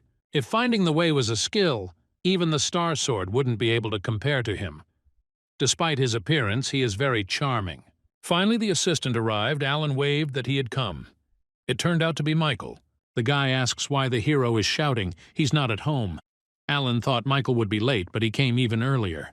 But the guy already told the hero. He knows what will happen for being late. So Michael asked what he needed to do. A few days ago, Alan called him and offered to work on the same team. Wants Michael to carry the corpses of monsters left after the competition and to be a driver. Afterwards, the hero will definitely pay him. To be more precise, Alan will be the one carrying them, and Michael will be the one cutting them up, as he knows every second is important there. Even if the corpses are not expensive, they will be able to make a good profit. The offer was not bad, but Michael asked if they could both handle it if speed was so important. If the hero cares about him in this way, then there is no need for it. No, Alan really needs Michael. Cutting up corpses for money requires skill. If it's Michael, you can count on him. So the dungeon clearing competition begins. The boys will start then, and they will see Lisa later. Alan explained the rules to Michael. No need to worry, he remembered everything. The boys got into the truck. Then the man knows that the winner is the one who clears the most dungeons. In short, victory depends on speed. There are two things that are required in this competition. The first is to clear the dungeon as quickly as possible. The second is to get to the dungeon as quickly as possible. Basically, all dungeons are level 1, 2. Depending on the level, the raid time will also differ, but Alan is ready for any dungeon. All that is required of Michael now is to get to the dungeon as quickly as possible. Alan showed him a list of dungeons and their locations. The hero asked if Michael could plan a route that would minimize travel time between dungeons. Well, he said it, so what? A man is much faster and more accurate than navigation. Then Michael said to hold on tight and press the gas pedal. Inspector Chloe Lynn yawned in boredom. The man who had just entered the dungeon. This is Alan Jefferson from Dream Academy. Chloe didn't even know they had an academy like that. Since he is from some unknown academy, he must be a weak student. The inspector thinks Alan will be done in an hour, and there's another person next to him. At first, Chloe was worried that they were cheating, but Michael just waited outside, so there was no problem. He seems to be a normal driver. The gate suddenly opened. Alan climbed out and told his comrade that he was finished, so please let him get ready. And he was fast. Michael didn't even have time to drink his coffee. Chloe screamed that the rules forbade outsiders from interfering with the dungeon raid. Alan knows, but the raid is over now. He's already cleared the dungeon completely. The hero suggested Chloe come in and check it out. She screamed that this couldn't be happening, but was stunned to see monster corpses everywhere. But not even 10 minutes had passed. Chloe saw the hero dragging corpses and asked what he was doing. Alan said not to pay attention and ran away. The inspector thought he was crazy. Michael said that the hero continues to engage in this madness. Alan can't miss the tasks no matter what. In addition to the main task, there are side ones. The hero asked how long it would take. As Alan said, the monsters are low level, and there are few profitable parts, so cutting up one corpse will take 15 seconds. As the hero expected from Michael. Then the guy can start, and Alan will do the carrying. Chloe asked in shock if they were really going to cut up the corpses. The hero asked if there was a problem. The inspector mumbled that there were no problems, but then what complaints? The guys got down to business. There is another dungeon in this area, not as close, but compared to the others, it is the closest. The boys got into the truck and took off. Chloe didn't understand what she had just seen. Another inspector was relaxing near the park. It was nice to relax after a long day of work at the computer. I wonder when the participants who booked this dungeon will arrive. And then Alan and Michael literally flew in. The hero immediately rushed into the portal and began to quickly deal with the monsters. A few minutes later, he gave Michael the next batch. And these skeletons have a lot of bone marrow. It took them a few more minutes to cut it up. The guys loaded up and sped off. Let's visit the dungeon management team at the Ministry of Public Administration and Security. Deputy Kim finished the report on today's competition and left it on the table. The director began to study carefully. Sheila Park from the Academy East cleared 16 dungeons, quite a lot. The man thought that with such a number she would definitely get first place. However, he was surprised to see that Sheila was only in second place. In first place is our Alan, who cleared twice as many dungeons. The director called Deputy Kim and asked if he had made a mistake in the report. First place cleared 32 dungeons, which is impossible to do even in a whole day. The guy said that at first he didn't believe it either, but after asking everyone, it turned out that everything was true. The two guys moved between the dungeons extremely carefully without losing a second. Moreover, according to the inspectors, the raid lasted no more than 10 minutes. The director replied that even if these dungeons were 2 levels, it would still take at least 30 minutes for a student, not counting the time for travel and rest. The deputy first checked to make sure no one had helped Alan, but no rules had been broken. The boy told the director that the participant was from the Dream Academy, which is located near Seoul in the Unpyeong-gu district. The director asked if this was the academy that the granddaughter of the Star Sword founded. Exactly, and the deputy was wondering where he heard this name from, so that's what it is. Then he and the director decided to check if the Star Sword interfered with the raids. The manager told Sheila that she was not in first place. She apologized, but that would not be enough. Academy Vostok will suffer great losses if it does not get first place this time. Sheila promised to do everything possible, and then the director asked her if she thought a person was capable of clearing 32 dungeons. If you complete raids every 10 minutes. No, even so, given the distance between dungeons, it's impossible.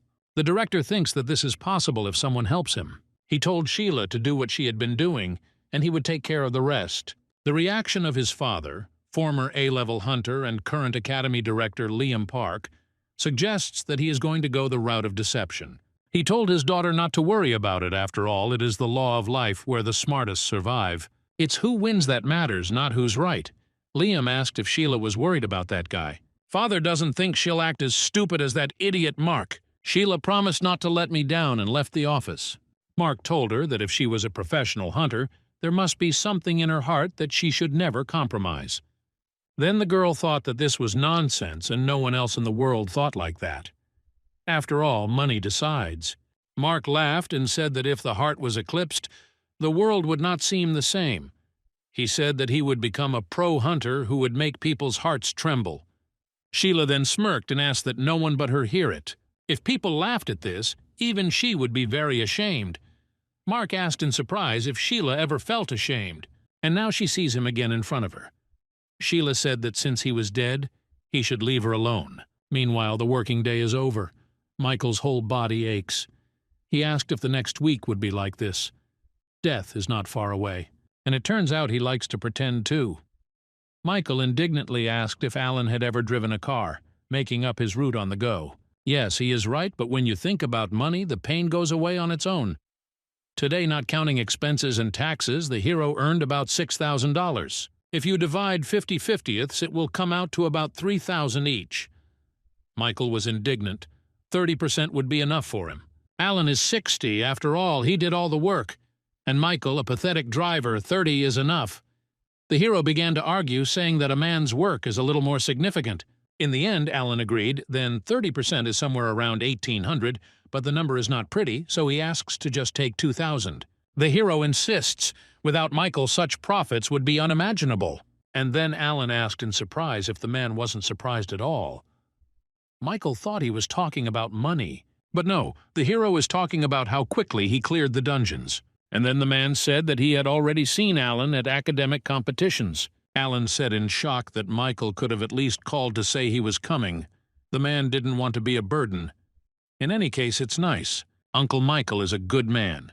He is a straightforward person, but he always encourages. After losing his parents, Alan had to pay his debts himself, and the man took care of him, becoming a great support. The hero suggested that Michael open a transportation company. He thinks it would be cool to have his own private business. The second day of the competition arrived.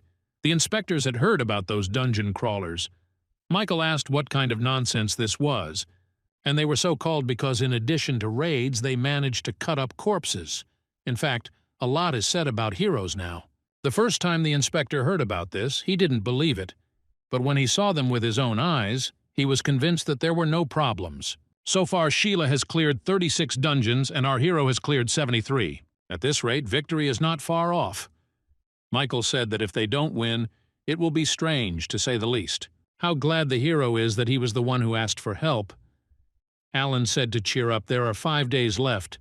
It seems he won't let Michael rest even if he dies. If they win, Alan will treat them to something tasty. And he said he'll bring Mila, Michael's daughter. He hasn't seen her for a long time. Then the uncle said that the hero would have to buy a whole cow, and Alan only thinks that now he simply has to win. It was the third day. Michael was looking at something on his phone. Alan noticed this, and his uncle told him to take a look. The hero was simply horrified. There was not a single free dungeon left around, and they only booked the seats next to Alan. Doesn't seem like a coincidence. Michael also finds it suspicious. It's not according to the rules, so he thinks the reservations will be removed soon. His instincts told him that this was not an accident. Alan replied that they did not know for sure yet, and suggested that they first get to the nearest dungeon. But after the next dungeon, the same thing happened. As a result, the guys collected only 10 raids. They came to the academy and said that something very strange was happening. But Michael doesn't understand what's strange. Sheila is second. He's sure it was her doing. Lisa said the app lets you see who booked the dungeons, but not these ones. She will contact the organizer. Alan is in first place, although it is only the third day. If the same thing is repeated constantly, he will lose. The hero apologized to Michael, but he thinks that cutting up the corpses is not that important now. The man understands that winning is much more important. But still, no matter how quickly Alan clears the dungeons, the distance is inevitable. Michael will try to plan the route as accurately as possible. Alan is seriously thinking about something, and then he said that he had a plan. Liam Park has gathered a crowd of hunters. It's good that they talk like this, of course, but you have to be on your guard. Once a guy named Alan books a dungeon, they have to book all the dungeons near it. But one guy asked how Alan would be able to do raids then. Another guy rebuked him, saying it didn't matter. The main thing was that they were getting paid. Liam stood on the bench and told everyone to get ready. Our hero had booked the dungeon. Like yesterday, all the dungeons within an hour's drive of him were being booked.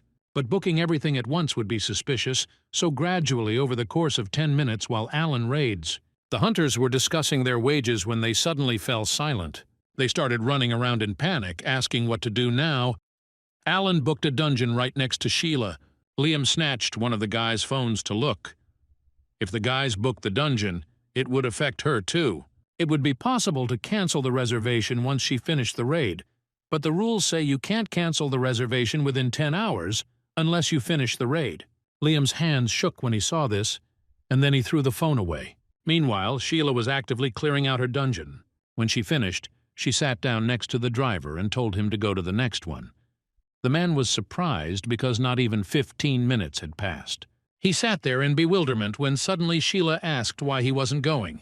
The driver replied that in fact, all the dungeons around were booked, so he didn't know where to go now. Lucky. At first, Alan thought it was just a coincidence, but it turned out not to be. Booked next to Sheila. He will also lose a lot because of this, but now the rating will be stable. Liam knew his daughter would notice, but he didn't expect her to react like that. He said not to worry. He had already thought of another way, so Sheila could continue in the same spirit. On the 5th day of the competition, Sheila and Alan crossed paths. Michael said from afar that it was she. The hero is perplexed, and the uncle says that this is their comrade in misfortune. The inspector tells the two of them that quarrels between the participants are prohibited.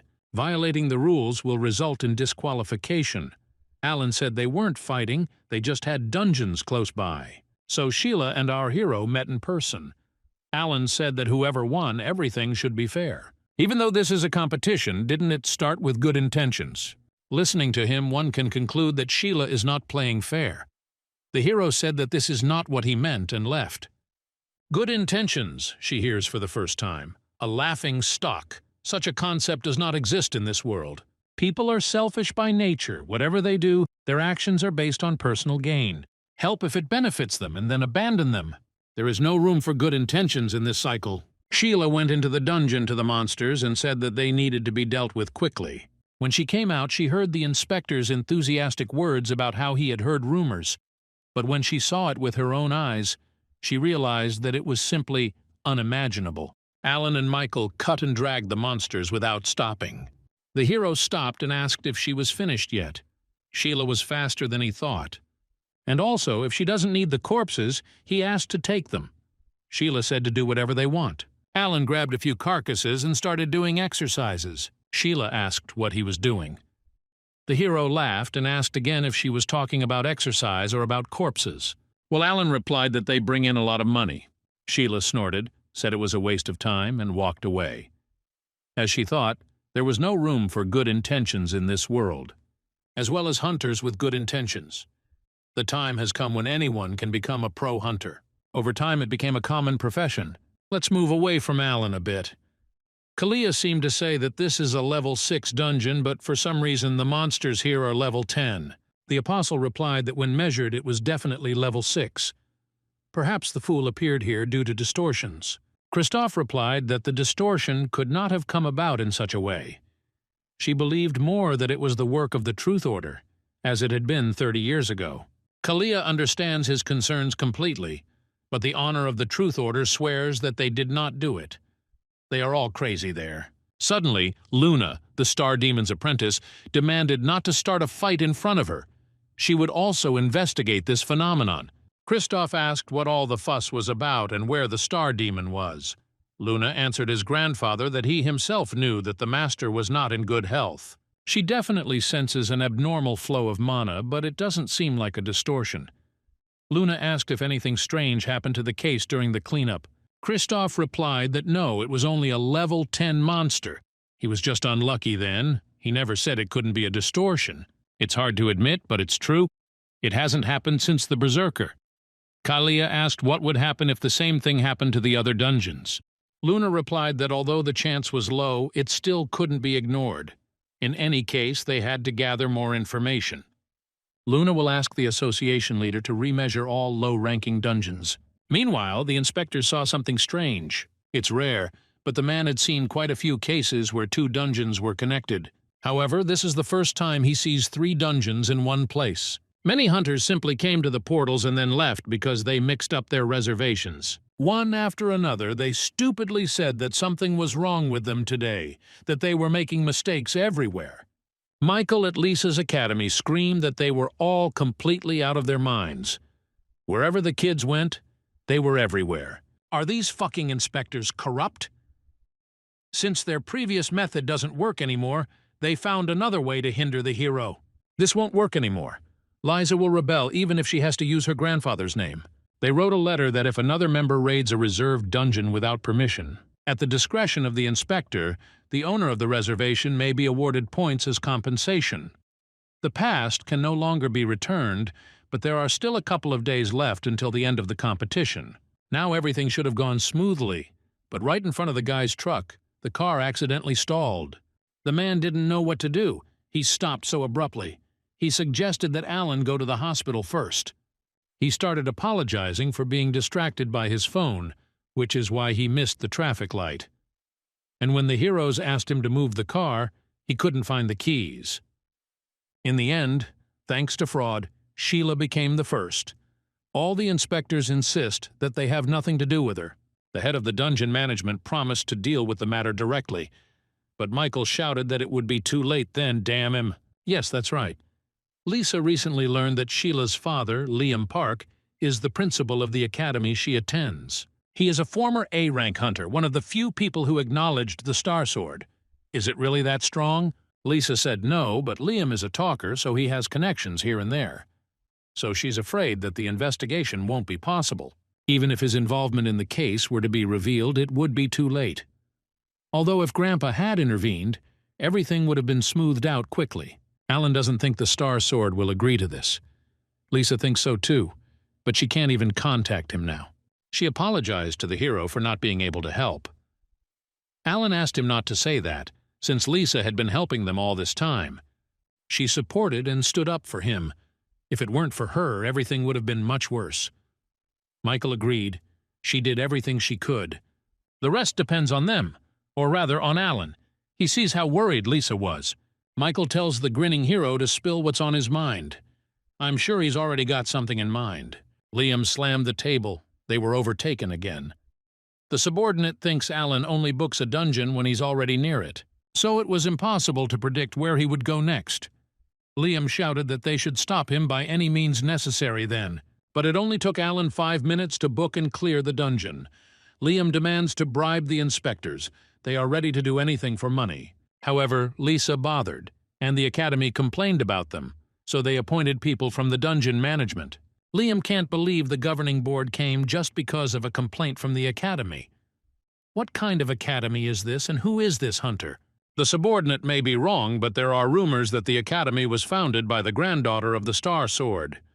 The guy can't do anything now. Then Liam demanded to find another way. This time, the Vostok Academy must win. If they lose, all subordinates must be prepared to face the consequences. Alan and Sheila cleared dungeons one after another. The difference in their points was minimal. They were almost on par. The competition organizer's office shouts that there can be no draw. Lisa shouts that a participant who commits various types of cheating cannot win. She is asked to watch her language and not go too far by saying that Liam caused the accident. Then Lisa asked how it was that accidents only happened to them. Would Liam think it was a coincidence? He then demanded proof. The head of the commission asked the two of them to calm down. First of all, they came to the conclusion that there could be no draw. Furthermore, since there is no hard evidence that Sheila cheated, disqualification is not possible. Therefore, the committee has one proposal. The head of the dungeon management team, Stephen, met the guys. Our participants, Alan and Sheila. Once everyone has arrived, he will explain how the final round will proceed, after which the winner will be determined. The rules are simple. The guys can choose one of 3 dungeons and proceed to the second after completing the raid of the first. The winner is the one who clears 2 dungeons. But Alan asked what the point of raiding the second dungeon is, if the winner is essentially the one who clears the first one faster. Good question. At first, the commission wanted to do this, but they couldn't find a suitable place where the 2 dungeons would be connected. That's why they chose this. But Stephen can't leave these dungeons unattended. Anyway, shouldn't the winner have more dungeons cleared than second place? All 3 dungeons have 2 stars of difficulty. There is no difference, so the guys can discuss which dungeon they want to go to among themselves. Alan doubts that Sheila has set something up this time either, so he asks if he can choose first. She said to do as she wants. Then the hero will go to the right. Before entering the portal, Sheila told Alan just not to cry later. The hero didn't have time to answer, as Stephen told the participants to get ready and begin. Alan wondered what she meant. Oh well, it doesn't matter. Victory is much more important now. The hero ran forward. Alan thought there would be ordinary kobolds here, but let alone them, he doesn't even hear a single sigh. No, it's somehow strange. 5 minutes have already passed, but he hasn't run into anyone yet. Suddenly, Alan heard a terrible scream that definitely did not belong to a kobold. A huge manticore suddenly came out at him. But what is a level 4 monster doing here? Maybe there was an error in measuring the dungeon? Alan, without further ado, pierced the monster with his spear. Although the hero dealt with the manticore quickly, it took a very long time. Sheila has most likely already carried out the raid, maybe even finishing the second raid. Alan ran out of the portal in panic. He shouted that there was a 4th-level manticore in that dungeon. Stephen asked in surprise if Alan really meant to say that he had dealt with the manticore single-handedly. The hero shouted that it was unfair and he demanded revenge. Stephen thoughtfully replied that he fully understood his request, but it will be difficult to cancel the competition right now. And all because the participant Sheila has not yet come out. It seemed strange. If there really were kobolds inside, then what was she doing there for 10 minutes? When Mark got hurt, Sheila was treating the wound. He screamed that her hands were just merciless. Would she really go over to the monster's side when she became a pro hunter? She told him to stop this idle chatter. And by the way, she asked him why he didn't listen to his father. Mark finds it terrible to lie for his own benefit. He doesn't want to do that, even if he has to go against his father's words. Mark told Sheila that if she was a pro hunter, there had to be something in her heart that she could never compromise. There it is again, not funny anymore. Sheila screamed that people had already called her brother a reckless fool. What if it makes things worse? In this world, all the problems come from kindness. Sheila told her brother not to jump over his head when he can't even take care of himself. Let him wake up. This is the age of professional hunters. The era of heroes is over, or they are dead. They are gone. But Mark only answered with a smile that there are. There are as many of them as there are honest and incorruptible politicians. No matter who Sheila was crucifying herself to, communicating with her brother is comparable to a dialogue with a stone. It was hard to believe then, but Mark knew that the day would come when they could meet again. He is a man who does not care about any benefit, and he acts without thinking, all for the sake of becoming only her hero. Mark died in a terrible tragedy. Sheila, in tears, thought that her brother was the most reckless fool in this world. Liam knew he was stupid, of course, but to defend some stranger, the father hoped that at least his daughter would not be disappointed. Mark died trying to help others, not knowing his place. A reckless fool indeed. Sheila promised her father. She told herself that she was not like her brother and would never be. We'll return to our time. It's strange. Sheila seemed to have come in 10 minutes ago, but hasn't come out yet. Yes, Stephen said that the contestant was still inside the dungeon. Alan won even under these circumstances. The inspector asks if the hero still wants a rematch. The commission has no right to refuse him. So if he wants, Alan has only one dungeon left and his prize. No, something clearly doesn't add up here. The hero was sure that the measurement error of the dungeon was not just an accident, but another trick of Sheila. Then why is it like this? Deputy Kim came running in a panic. The manometer is acting strangely. It was just showing 3 stars, and now it's suddenly showing 4. Alan is stunned. Starsword recently talked about the dungeon distortion. There are many side effects, but mainly it's a sudden increase in difficulty. Deputy Kim said the machine had never failed. In their 20-year career, this was the first time they had seen a malfunction. Just in case, they should call in pro hunters to investigate. Stephen told Alan that they had identified the error and he could continue the competition later. However, before they knew it, our hero had disappeared. Alan ran into that very same faulty, dangerous dungeon. Sheila sat against the wall, bleeding. Above her is Nerkura, the monster of 6 stars. Could this be the poetic justice my brother spoke of? Nerkura growled, and Sheila nervously whispered that this couldn't be. There is no place for justice in the world. It only happens in fairy tales. Well, at least Sheila won't die a stupid death like her brother. She's already resigned to her death. Suddenly, the roar stopped.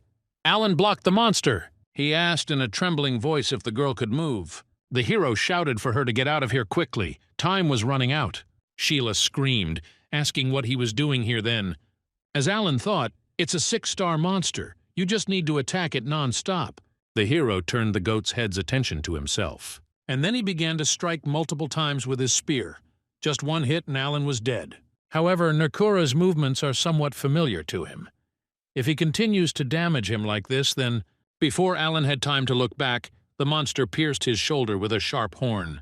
The hero flew into the wall but was not going to give up. Alan said that Nerkura was quicker than he thought. It seemed that the fight would not be over any time soon. He asked if Sheila still had difficulty moving.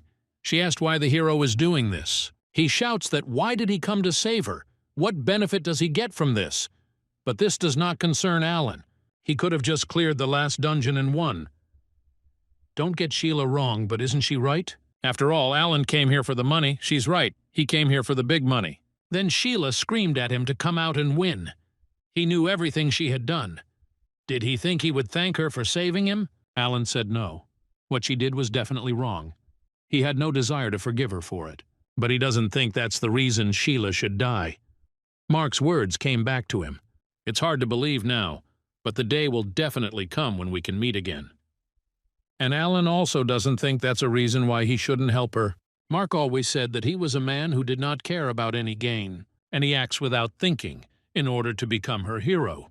And now Alan cried out that he was doing this because there was no reward in the world more valuable than saving a person. After these words, the hero had to return to the monster. Intuition is a part of reason.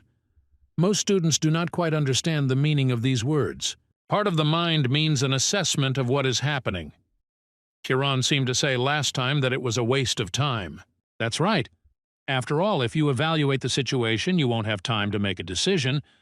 However, most of them took it the wrong way and decided to give up evaluation and reflection. Chiron spoke about this at the very beginning. Intuition is a part of reason. You need to connect your reason with your feelings. The feeling of assessing a situation is the connection of reason with feelings. This is the true form of transcendental intuition. Now Alan can see where the monster is attacking. He can feel every movement of its muscles. At this rate, the hero will be able to hold out until the pro-hunters arrive. The inspector has most likely already called them, so they should come to the rescue soon. But one question remains. How long can Sheila hold out? Her condition clearly leaves much to be desired. But Alan has no time to sit idle. Now is the time to attack. The power that tears mountains from the earth. The spirit that can turn the whole world upside down. Alan instinctively feels that he will not win with just a spear. That's why he uses aura. A huge roar and roar filled the dungeon. Blood splattered in all directions. And in the middle of all this stood Alan, cutting Nakura in half. Sheila simply cannot believe her eyes. Alan took her on his back and they walked towards the exit. He doesn't know if he'll die of embarrassment trying to help her. The hero hopes that she has not died yet. His efforts were not in vain. Sheila replied weakly that she was not dead, and Alan breathed a sigh of relief. They don't have time. They need to get out of here quickly. Seeing their condition, Michael started asking what happened inside. Alan will explain later, but now he has to call an ambulance. As you can see, someone here is not feeling well. Sheila whispered that she didn't consider Alan her benefactor. She still thought he'd made a mistake. Let him think as he wants. The hero didn't want to save her. The doctors screamed in horror and immediately began to put the children into the car. As soon as the news of the dungeon-clearing competition came out, society was in an uproar. The fact that a 6-star monster appeared in the second-tier dungeon was not a measurement error.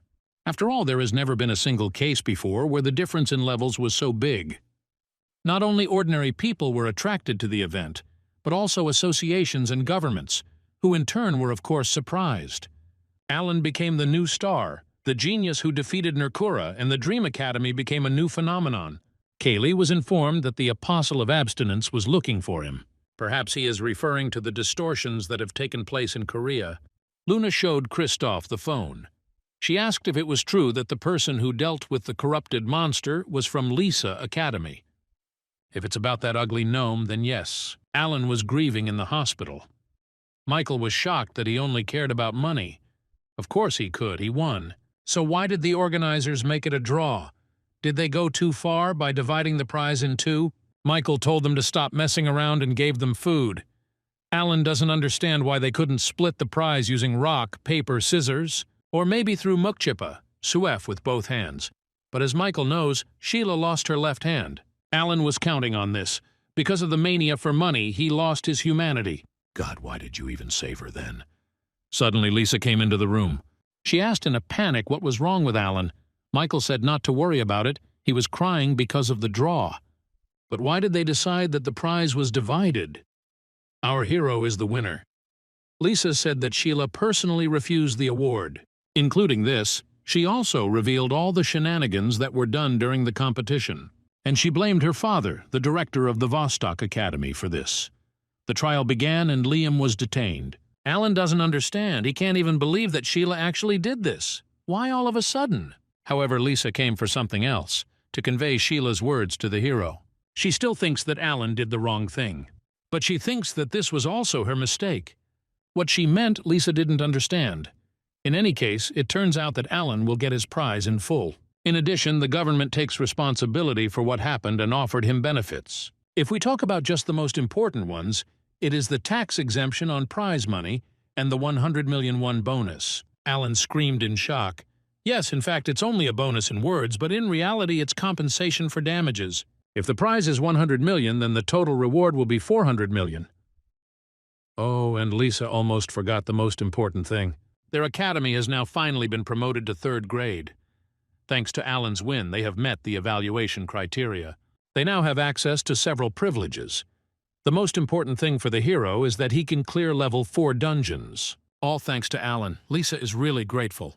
The hero said that now she can slowly recruit students. Anyway, it seems like things are looking up. You won't even have to play rock, paper, scissors.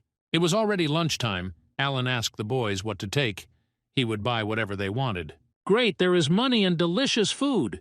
Now it's time for shopping. The price of the spear has already risen to 400 million, but only recently the Spear of Longinus cost only 100 million. The problem is that Alan doesn't know how this cost calculation works, and how he can wait for the moment when the price will be the most profitable. Damn. If the price keeps growing like yeast, the hero will not only not save, but also lose a lot of money. But he doesn't want to be left penniless again. If that's the case, then buy another weapon. The shop has Aphrodite's belt, a replica of Gleipnir. Alan thinks that out of all of these, the Spear of Longinus would be the best choice. But is it worth buying? The product certainly looks good, but that's always the case in photos. Don't buy blindly even if the price is quite low. I wonder why products worth tens of billions only cost 100 or 200 million.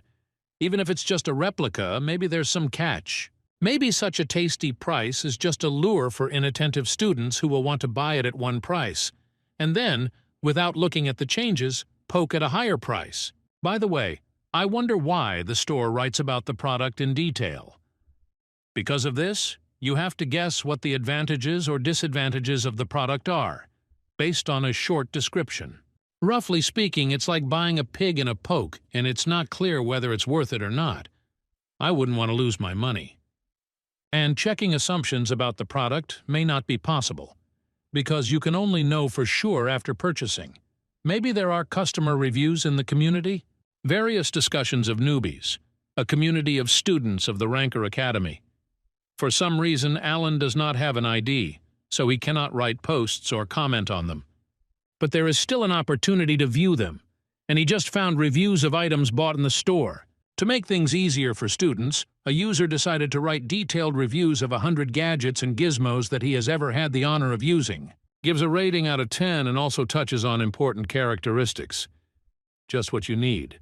First up is the Aegis Shield. Honestly, this is incredible crap.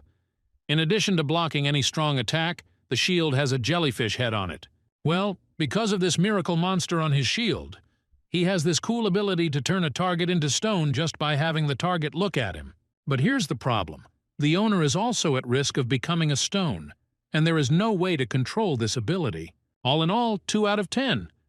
It looks like the guy isn't joking and really bought 100 things, judging by this long list. Next is Cabesus. There is not much to say about it, just a regular bag for carrying things. But it only seems that way at first glance. In fact, this bag has spatial magic that helps expand space to fairly large sizes. Also has time-stop magic, lightning magic. Due to the adamant in its composition, it is quite durable. In general, 100 out of 10. Having bought the thing, you will not regret. Cabesus. The goddess Hera from Greek mythology had a bag with the same name, after which she gave it to the hero Perseus, who killed Medusa with it. I wonder what Cabesus's price is. The analysis started and the price came out to be 100 million won. Alan was surprised that it wasn't that much. Considering the price, it's quite a useful thing. When raiding a dungeon, he can immediately put the work there and carry it with him. And not just a corpse, but even a weapon that would be hard to walk with. It's a bit of a shame, though, that he won't be able to reduce the weight completely. Wait. It will be very useful even without losing weight completely.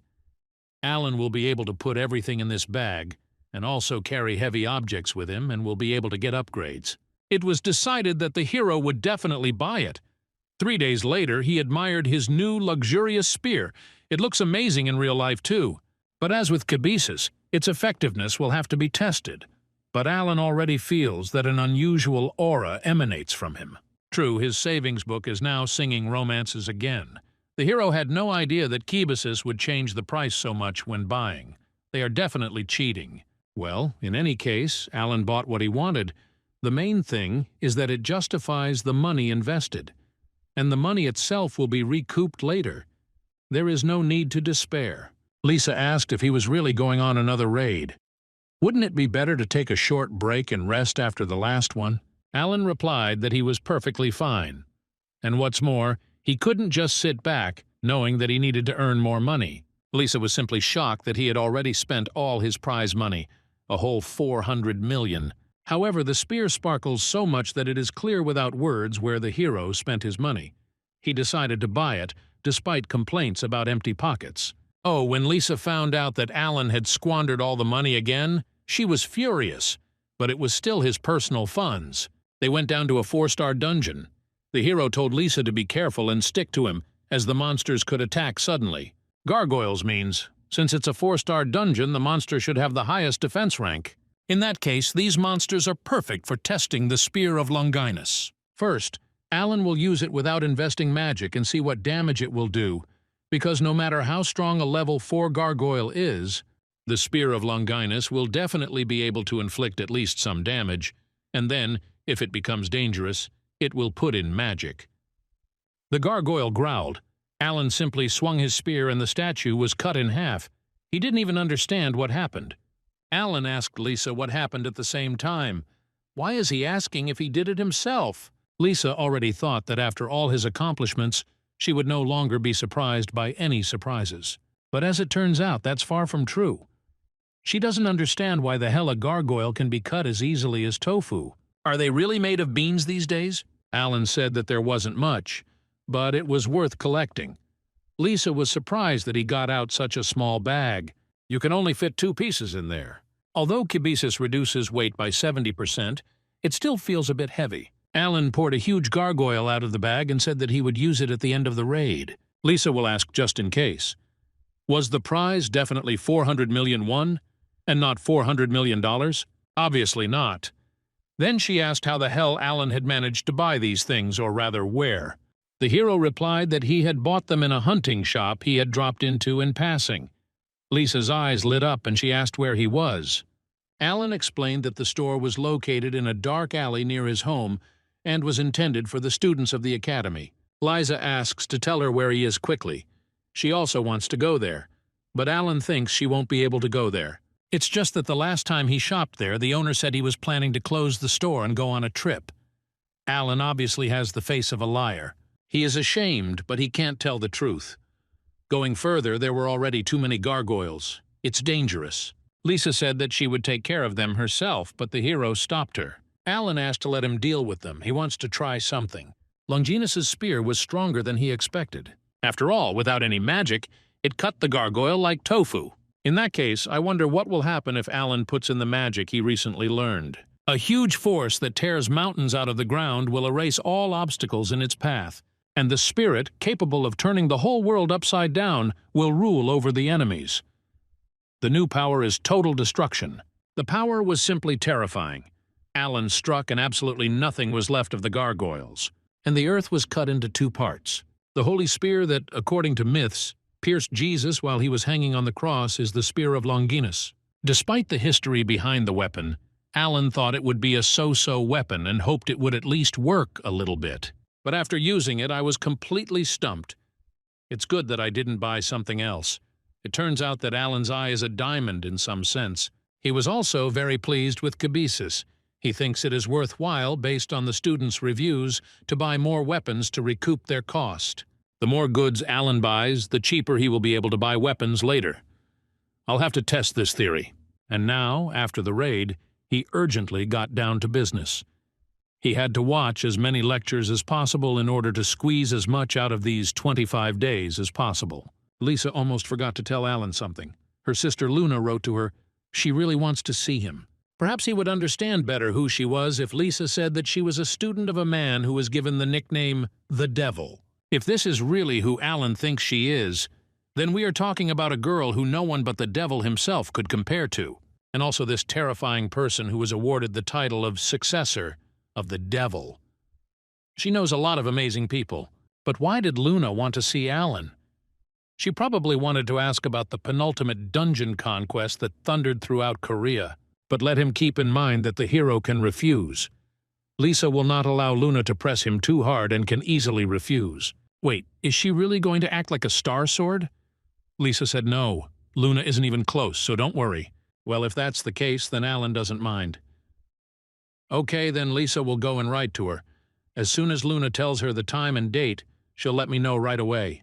A couple of minutes later, Lisa sent a message that Luna could come and asked when it would be more convenient for her. However, the guest had already arrived. It seemed she had planned to show up here regardless of Alan's answer. But no, Luna predicted that he would not refuse. So the devil student asked where the boy was, whom his grandfather had praised so much. But when she saw Alan, she couldn't believe her eyes. There was no way that this person was a high school student. Luna ran up and yelled at him, asking where he had gotten this thing. Before Alan could ask again, she demanded even more insistently that he answer where he got it. Yeah, damn, he would be happy to answer her, but he asks to clarify what this object is. Luna told him not to play dumb. Lisa asks her to calm down. Alan really didn't understand what she was talking about. Luna demands to let her go. She simply has to find out where he got this thing from. If he doesn't want it kindly, he'll do it badly. Lisa started to calm her sister down, and after these words, Alan lost his temper even more. Lisa apologized for Luna's inappropriate behavior. She doesn't usually behave like that. She just starts pushing like a tank when she's interested in something. Alan asked again if this was really the one Lisa had been talking about a few minutes ago. If so, why did she look so young? As far as the hero heard, she had long since turned 40. Lisa replied that it was true. Luna simply applied some kind of magic to her appearance. And so she looks young. Thanks to the magic of imprinting, Luna can constantly maintain the appearance of her body based on her existing memories. When she was young? Of course, it seems pretty easy from the outside. But in reality, it wasn't easy for her to master this magic. So she answered the question, and now it's Alan's turn to answer hers. Where did he get this magic bag? Luna's eyes lit up when he pulled out Kibisis. She was delighted with such a miracle. There was so much space there. Alan asked what else Lisa had managed to tell her. But no, she hadn't told her anything at all. As soon as Luna arrived here, she immediately ran inside. Lisa thinks she's delighted with the bag, although Alan doesn't see anything to delight in it. Luna started babbling that there were 4 magics activated at the same time, and not just any magics. How much she talks. She asks to sell it and shouts that she will pay 1 billion won. Alan is shocked. Isn't that too high a price? Where will Luna get that kind of money? But she said that considering the value of the bag, it was worth it, and besides, she would give it away in parts. If Luna had only known that Alan had bought the bag for only 300 million, or that the original one had sold for less than 1 billion, she certainly wouldn't have suggested such a thing. But the hero is not Mother Teresa to tell her the truth, especially since she is a person who has money. Plus, 1 billion won is a sum that will help solve the problem of paying off Kibisis and several lectures. However, Alan said that the bag was not for sale. Luna, shocked, asked how much he wanted for it. He gave her the bag in her hands and told her to try using it in practice. Then she'll understand why he said that. As soon as Luna took it, she was immediately electrocuted. As you can see, no one else can use it except Alan. Resale of the product to a non-academy student is strictly prohibited. Since it was designed by previous students for the next generation, maybe Luna will finally back off. She almost burst into tears. This means that the bag has not 4 but 5 magic spells. Luna begs to tell where Alan managed to buy it. He made up a story that the store was near his house, but somehow he doesn't remember who sold it, and the store disappeared after he bought it. It's sad to hear this, but apparently it's not meant to be. Since that's the case, then Luna asks you to help her with one little matter. Since she can't use it herself, he can take part in her plan. Luna assures him that nothing illegal will happen, and payment will be mandatory. Even when she learned that she would not be able to buy or use the bag, she decided to resort to Alan's help. If someone else just wants to touch the bag, the protective magic will work. But it's a different matter if the owner of the bag helps himself. Should Alan agree? Damn, Luna is looking at him like that. Okay, if she pays well, he'll be happy to help in return. Alan is pretty busy, so he asked if she wanted to start right away or later. Luna replied that a little later. She would tell the date and time in advance, and then they would go to the lab together. It wouldn't take much time. Oh, I almost forgot. She came here to find out something. Luna asked to tell in more detail what happened that day, during the penultimate conquest of the dungeon. Alan said that Nerkura somehow ended up in the dungeon, but the magic cast there was unable to detect him. Luna asked him how he managed to defeat the monster. Alan replied that he was lucky, so to speak. Okay, lucky of course, but something else helped. Any person would have suspected something was wrong, because even a pro couldn't defeat Nerkura. He was only unstable to the magic used by Alan. It's scary to even imagine what would have happened without Merlin's training. Could it be that the theory he said in his lecture could be applied in our world? Alan wanted to tell Luna one theory that was firmly entrenched in his head. As far as everyone knows, magic and aura are directly dependent on mana. Well, in other words, he wants to touch on the topic of how mana is used and how it touches our world. It sounds absurd, of course, but Alan asks to hear it out. Could it be that the deformation of the dungeons is somehow connected to mana? Luna asks for more details, not missing a single detail. Assuming that magic and aura did have the ability to be distorted when using mana, Alan wondered if the deformation of the dungeons would be somehow related to these distortions. Merlin often mentioned in his lectures that after using this or that magic, one can even distort the space of our world. And if we apply the knowledge gained from the lecture in our world accordingly, then we can assume that deformation can be caused by someone's will. And all because deformation is not a natural phenomenon, which can only mean that the result of this can only be external interference. Damn! Why did Alan even bring up such a stupid topic in front of the genius magician? What if she just laughs at him? He asked her not to take this absurdity into her head. But then Luna asked if Alan was a mage too. No, he was just a novice monster hunter who dreamed of becoming a pro one day. Then Luna asked him with shouts how he could come up with this theory. Maybe he doesn't want to reveal the truth. Does he even know that such a theory cannot be thought up without a good command of magic? Yeah, but it wasn't Alan who thought of it, but Merlin. And then Luna asked if the hero had really created this magic bag himself. Maybe he decided not to attract unnecessary attention to himself as a genius magician, so he decided to hide behind the title of a novice hunter. Alan looked at her, puzzled. How the hell had their conversation gotten this way? Luna asked him with glowing eyes how he had come up with that. Alan had simply taken Merlin's knowledge as a basis, and he added his own thoughts. He didn't think it would cause such a strong reaction. Then she asked the next question. Well, it was to be expected.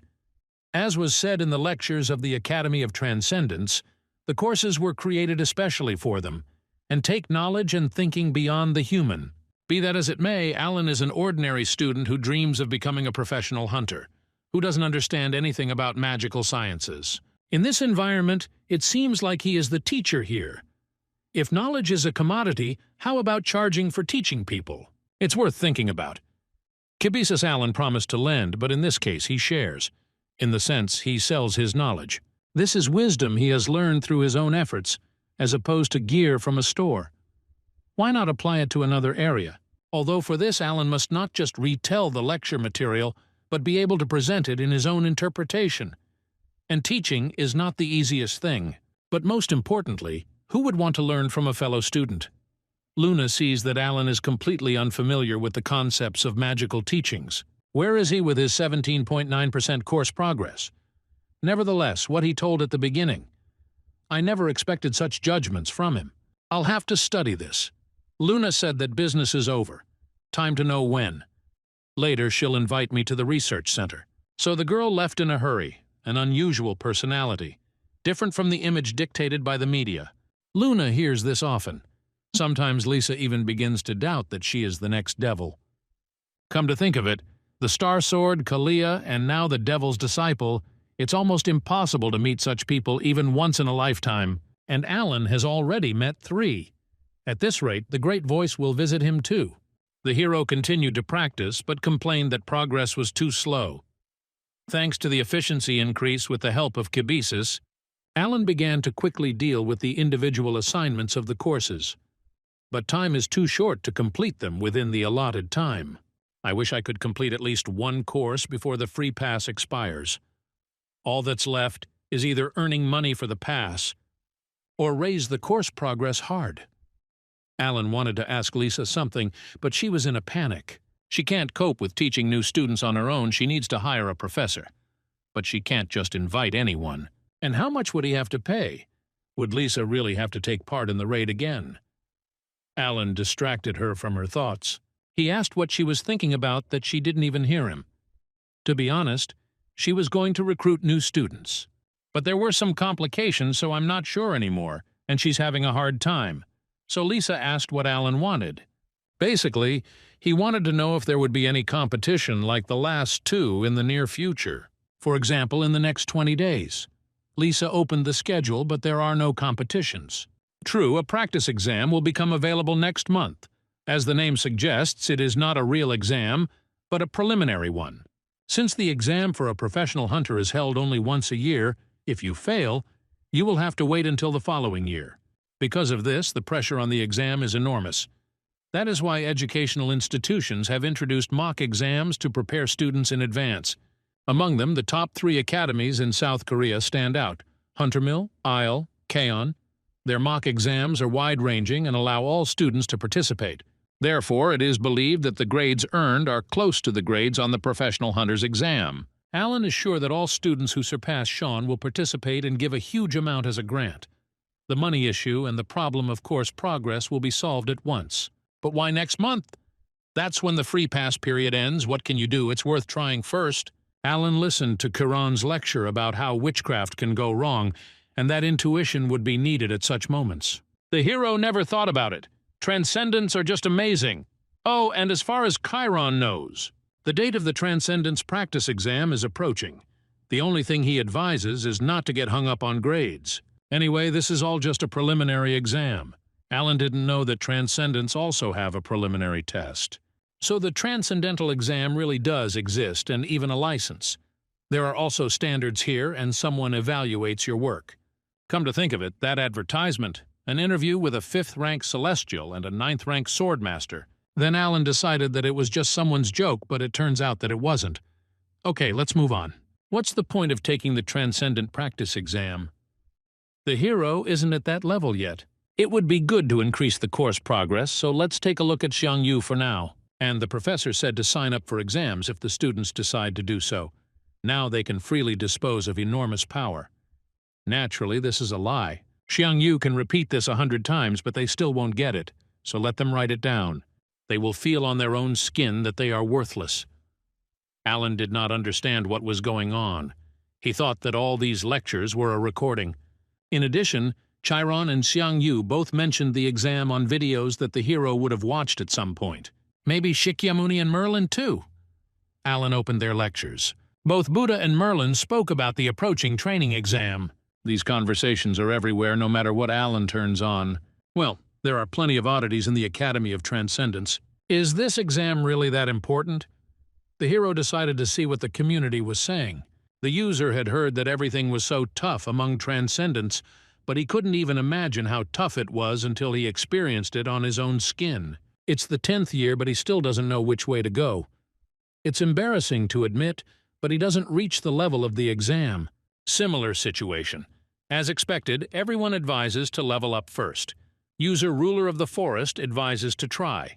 Of course, since you are a beginner, you shouldn't even mention grades, but this will help significantly increase the progress of the courses. And then Alan thought about whether it was worth the risk.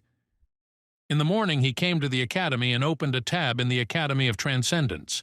The calculation of the students' capabilities has begun, and the optimal price is being established. The first participation is free. It would be a shame to waste a free chance. To hell with it, Alan decided that he could still make money, so he quickly applied to participate. The difficulty level of the tasks is adjusted to the standards of the Transcendental exam. There are 7 topics in total. So the first topic is combat power. You need to find the right answer to a task consisting of 15 stages. Alan is shocked that the exam is starting right here, right now. And how is it even conducted? It is said that there are only 15 stages. Considering the level of Transcendence, even on the first one you should expect a monster of 5 or even 6 stars. Even if we start with a 5-star one, and the level increases by stars for each stage, by stage 15, Alan will have a 20-star monster waiting for him. Suddenly the light came on and something jumped out of the phone. The hero took a fighting stance. It looks like the first stage monster will appear now. He was getting bigger and bigger. He was growing without stopping. Alan was shocked when he saw the dragon in front of him. Fafnir must be destroyed in 30 minutes. The dragon's body glowed with blue flame, and then Fafnir released his dragon breath straight at Alan. In just 2 seconds, the hero failed the stage. He was crushed. He fell to the floor in despair. This is some kind of madness. How do you even catch a dragon? And this is only the first stage. A dragon monster whose combat power is comparable not to the 10th stage, but to the first stage. And not just any dragon, but the dragon of destruction Fafnir. If Fafnir is at the first stage, then will they really order me to fight with God at the 15th? Will the Transcendence emerge victorious in the battle with the gods? Probably not. Or could they themselves become such? That's right, there are also demigods. Hercules, Zeus, Buddha, for example. Alan sat down and started thinking about what to do. He thought the building would collapse, but it was whole and unharmed. So the exam monsters don't affect anything except the hero. That's good. At least one thing makes me happy. After the first time, Alan had 10 more chances left, although it seems to him that even after these 10 attempts, nothing will change. But he stood up to see who would win, he or Fafnir. In the end, Alan failed the first stage 4 more times. Yeah, he can't win. He lost it dry. He fell to the ground again and screamed that he couldn't. Alan was out of his mind. He was far from being a professional hunter. What other transcendental being? Something needs to be done to increase the course's progress. But he'll be finished off before he can even move, so there's no point in raising it. But it's too late to refuse or change it to something else. Suddenly, a message arrived. Alan was offered to listen to an explanatory lecture on the relevant issue. However, if he agrees, points will be deducted from his grade. Will they really tell me how to win? He also offered 3 explanatory lectures. Great sage, equal to heaven, Sun Wukong. Maybe the lecture will teach you something? Alan decided to include it. The first stage of the training exam is the destruction dragon Fafnir. This is a task for attentiveness, which is why it causes some difficulties. But if you dig deeper, everything is much easier. Perhaps many students may be confused by his first instruction, breathing. This is the beginning of Fafnir, and this is the end. He has nothing else. Alan hadn't seen Sun Wukong for a long time, although the hero had laughed at him at their first meeting, mistaking him for a fierce cosplayer. Let's continue the lecture. In a word, you'll avoid breathing, and the deal is in your pocket, Sun Wukong said to watch carefully. Fafnir appeared in front of him. The professor says not to even think about cutting off breathing. The student is great if he can, but there is no need for this. You just have to dodge. Once the breath is released, Fafnir will be unable to use it for a period of time. Then we can assume that it is an ordinary lizard. And what does this mean? This means that you can just beat him up. Sun Wukong showed the staff of heaven, moon, and stars, the first form. The meteorite fell. There was no trace of Fafnir left. It was all so simple. Alan asked himself what the professor meant. Even though the task tests the student's ability to understand the situation, it is only the first stage. The more difficult, the easier. Well, that's it. Alan dropped out. Was that really an explanatory lecture? Maybe the hero doesn't quite understand the meaning of the word explanation. Or do Transcendents have their own understanding of this word? Or maybe it's just Alan being weird? Damn, are the rest of the lectures really going to be like this? The next lecture is called Yard Shit? No Lightning Breath. Alan is shocked. This is the end. How will he do it again? The hero is desperate. He doesn't know what to do, and he's also spent his precious free coupons. It would be a shame to back down now. The next lecture is from Siegfried. He will analyze the features of Fafnir. Siegfried, as a hero, appears in the northern European myth, the Ring of the Nibelung. He wields the famous sword Balmung and is the strongest dragon slayer. And the dragon that helped him gain the title of Slayer was none other than the resolution dragon Fafnir. The title of the lecture speaks for itself. No matter how you look at it, Siegfried knows more about Fafnir than anyone else. If this turns out to be something strange, Alan will simply run away. So as we know, the key to Fafnir is the breath. This leads to the main question. Will I be able to dodge the breath or not? Accordingly, the students must be able to dodge the flames. The goal is achieved, the end. And Siegfried too. However, the guys are watching the lecture precisely because it is not that simple. For this, he will analyze the features of Fafnir and show the second way to achieve the goal. First, Fafnir breathes out where he is summoned. If you summon him and quickly jump away, the breath will rush in that direction. This is a pure trick, but knowing this, you will easily be able to dodge the breath. Still, there will be students who will find it difficult to avoid. Therefore now, just for such students, Siegfried will tell the second method. He said to listen carefully and prepare a gold bar. Alan went to the store on purpose, but still doubted that it would really work. Siegfried said that in truth this rascal became a dragon because of the gold that clouded his vision. Fafnir is extremely greedy. It doesn't have to be an ingot. Even something resembling gold will do. You need to summon Fafnir and immediately throw gold under his nose. Then the bastard won't start using his breath right away. Why? Because gold can melt. You ask, isn't this solved with skills? What's the difference? Whether the students use a trick or their own skills, the main thing is to find the right solution. Anyway, that's all Siegfried wanted to say. If you're wondering how to defeat other dragons, join him for his lectures on dragon-slaying fencing. Alan sighed. One way or another, initial capital requires investment. Without further ado, he summoned Fafnir, and at that very moment he threw the ingot under his nose. The dragon's eyes lit up, and he immediately followed the gold. Alan managed to avoid the dragon's breath, but when Fafnir saw that it was just gilding, he hit the ground with his tail so hard that the hero simply flew up. Alan failed the first stage again. He made such a fuss and only lasted a little over a minute. While the hero was trying to come to his senses, he received a notification on his phone. Chiron's course progress has increased by 3%. Alan even thought about maybe making himself some golden armor. There were 4 attempts left, so the hero did not waste time and tried to deal with Fafnir. However, even dodging is difficult. Alan is already silent about the possibility of striking. It's too late to dodge now. In that case, he took a gold bar out of his bag and threw it. Fafnir ran headlong and waved his tail. Alan barely escaped, almost died. The dragon again became furious that this was just gilding. Then Alan began to literally shower Fafnir with ingots. And then finally he waited for the right moment and swung with the power that moves mountains, the unrivaled chi energy that envelops the world. Alan put all his power into the spear to pierce the dragon. He didn't have time to rejoice before he realized that he hadn't even caused a scratch. Fafnir threw Alan off his back and he failed the first stage again. The hero already thought that he had the dragon in his hands. It's really painful, but the progress of the lectures is worth it. It's logical that Xiang Yu's course progress increased after the attack. If this continues, by the end of the free playthrough, Alan will have completed at least 1 course. And if he tries, then 2. 3 attempts left. Excellent. With the same attitude, he will throw down another challenge. Lisa noticed that Alan hadn't been going on dungeon raids lately.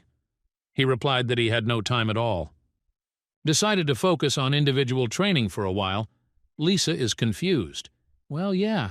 It's strange to talk about lack of time while staring at your smartphone all day long. Alan received a 4.2 out of 100 for combat discipline.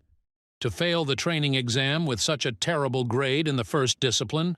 The problem is that the courses progress slower than the hero expected. Real combat is the only way to quickly achieve understanding of the courses. When Alan takes apart all the material he has studied and successfully applies it in practice, then progress increases. The Transcendence training exam is held every 3 days. Listening to lectures will help you advance. It's a great opportunity to finish all the courses. 3 days later, Alan moved on to the second discipline, basic endurance. The task was formed, and a magic ball appeared in his hand, similar to the one that grants wishes. However, Alan had no idea what was going on behind his back. Within the allotted time, you must escape from the dragon Kanchori, not letting him get the pearl that fulfills all wishes. Kanchori is immune to damage from any attack. Alan turned around and the dragon roared. Was this basic stamina? At this point, the hero failed the first stage, but the progress of Chiron and Xiang Yu's course increased significantly. The third discipline is adaptability. The student's 5 senses will be blocked. The Sphinx must be destroyed, or the survivors must survive. The huge statue muttered something. Alan thought maybe it was the word human, so he failed the stage but improved his progress again. The fourth discipline is mana. You must curb Pulgasari's appetite within the allotted time. If you don't fill Pulgasari with enough mana, it will consider you its lunch. Alan started feeding him, but he just kept eating and eating. To hell with it, he just started running away.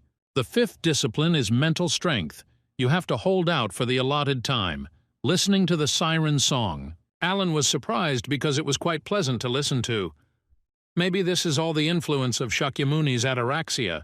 So, the hero got through the first level for the first time. He decided that he would get to 15 soon. The second stage is to hold out for the allotted time, listening to the requiem from the world of the dead. The ears started bleeding, and that's how the fifth discipline ended. Looking at his grades, Alan said he was a disgrace. And yet if this continues, he will be able to complete 2 courses. There are 2 subjects left to choose from. Wow, I wonder what's in them. Even in those first 10 answer options, when Alan chose rank 9, there was no mention of any subjects to choose from. Maybe they'll let him choose on the day of the exam. Oh well, we'll find out when the time comes. Alan thought he could just wait, but he was burning with impatience. Lisa noticed and asked what was wrong. He hasn't had a face for the last few days. The hero nervously said that nothing had happened and that he shouldn't worry. This is enough to drive you crazy. It's been 3 days and still no notifications. Only 5 days of free pass left. A little more pressure and Alan would be able to finish the course. He thought about quickly going on a raid in the dungeon. It's better this way than to sit and wait for something incomprehensible. He kept telling himself that it was not too late. He just had to push a little harder. Suddenly the phone vibrated and Mentor crawled out. Damn, that scared me. The guide asked how Alan had been doing all this time. He was a little late. As you can see, the hero was living well. Alan asked irritably what the Mentor had been doing, that he had only just appeared. Lisa asked again. The hero answered, embarrassed, that he hadn't said anything. It must have been because of fatigue. Alan grabbed the phone and hurried out into the street. So he asked what had taken Mentor so long. He started looking for excuses that Alan was doing just fine without him. The hero asked to tell it like it is. In truth, the Mentor was going to check Alan's profile and come back right away. But he was so upset. The hero asked what he meant, and the Mentor mumbled something about level. The Mentor wished he could give some advice, but it wouldn't help Alan much at his current level, so he decided it would be best for him to focus on the 2 courses he recommended. The free trial period is short, and the consultations will only be useful if Alan raises his level. Damn, that sounds convincing. The hero can't even get angry, but even so Mentor should have warned. For this he sincerely apologizes. Alan said that he had been studying hard all this time, looking through everything alone. Then Mentor picked up the phone and offered to check. However, his smile gradually slid off his face as soon as he looked inside. The Mentor started asking what was going on. Was there a mistake? Alan asked if there were any problems. The Mentor said that there was nothing special, but for some reason there were 4 courses displayed here and something strange with their progress. That's right, Alan is auditing 4 courses. The Mentor replied that this couldn't be and asked to repeat. And then the hero said that the information on the screen was correct, which shocked the Mentor. Alan's level was terribly low. Is it possible to achieve such progress in just 3 months? Even if these are just introductory courses, they usually take 4 times longer. Alan replied that the practice exam had helped him progress greatly. The Mentor was surprised that the hero was taking it now too. Yes, his presence was indeed not required. By the way, since they were talking about leveling up, Alan has a question about the exam. He asked how to choose electives. As stated, the student chooses the subject he wants to pass, but he was surprised that the exam was in full swing, and Alan says not selected. And it says here that he doesn't have the Isla of the Transcendent Academy. The Mentor doesn't know how this is possible. But the hero simply missed its creation during registration. The assistant thought that Alan had mixed something up, but he showed proof on his phone. The Mentor is very surprised. This has never happened before. It looks like he will have to contact the director. He'll be gone for a while, and Alan should concentrate on the exam for now. Will he disappear again? No, Mentor promised that he would leave a request and return immediately. Now he will solve the problem with the subjects to choose from. He clicked on the screen and said that now you can choose calmly. We'll be back before free pass ends. Damn, Alan wanted to ask Mentor a couple more questions, but he just left. Well, since he said he'd be back before the free pass expires, they'll meet again very soon. Finally, Xiang Yu's course progress reached 100%. Upon completion of the course, Alan will fully master the spear, the power of which will move mountains. He decided to check and waved the weapon. The hero was pleasantly surprised. The enormous power simply overflowed the spear. A notification came. Alan was offered to listen to an epilogue lecture from Xiang Yu. The Supreme Ruler never thought that the day would come when the hero would finish the course. He thought he would never live to see it. Xiang Yu is confident that everyone who has completed the course has undergone great changes. Perhaps they can now freely use unlimited power. But he hopes that none of the boys got too proud just because of such a trifle. The power to move mountains is the foundation of the foundations of learning. The guys just went from being regular trash to being recyclable. But that doesn't change the truth that they are still trash. Still, congratulations on this. Now they need to learn and hone the spear-pulling technique that suits them, and dedicate themselves to the path of becoming true transcendence. This path will be extremely thorny, but we must remember that in Transcendence there is no single correct answer, and therefore you need to believe that you have made the right decision and confidently follow this path. Speed is not important here at all. Alan returned to the academy. Lisa was waiting for him. She was talking about the Hunter's training exam. Applications are being accepted starting today and will last for a week. Great, the hero was just about to ask. Lisa will fill out the application right now. Alan failed the Transcendental training exam. His grades are so bad you could cry. But these are Transcendence. Hunters can be different. Xian Yu's course helped to gain incredible power. Besides, Alan has the Holy Spear now. Lisa said the application is complete. The exam will start in 10 days. But the hero was thinking about who would be the winner if they clashed in a duel now. Although there was no point. It won't even affect progress. By the way, Alan asked how the search for students is going. Well, to be honest, this question worries Lisa very much. It is not known how Grandpa will behave with the new student. Somehow, Alan got away with it. Well, yeah. When a new student shows up, the Star Sword will definitely show up to beat him up.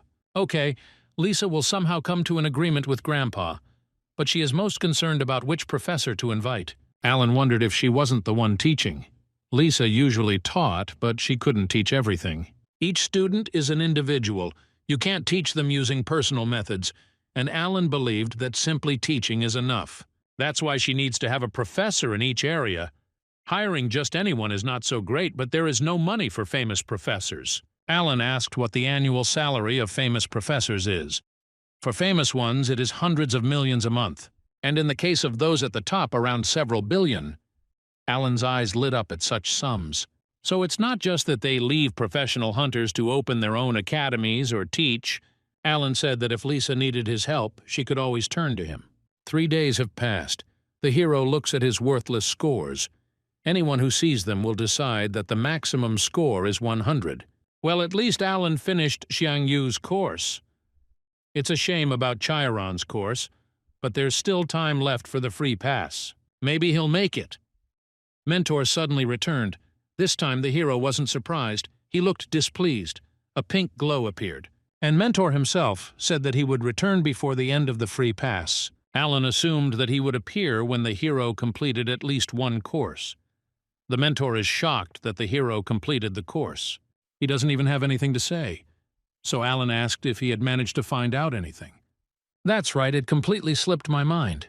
The Mentor shouted that they seemed to be in big trouble. He decided to check Alan's personal information before reporting to the director that he did not have an ID.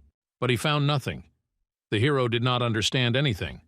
There is no information about Mr. Alan Jefferson in the Academy of Transcendence. Everything is as the Mentor said. There is no such person on the list of those admitted to the Academy. Wait, so Alan isn't a student at the Academy. But how could he listen to all the lectures then? That can't be. This is what Mentor is talking about. The Academy strictly controls membership. If you are not its student, you will not be able to listen to lectures. And they wouldn't mess with him. Alan asked if the director had said anything. Mentor had reported everything to him personally. The director also doesn't understand how this happened. It's easy to assume that it's someone very impressive. And if even such a person does not understand what is going on, then no one will be able to.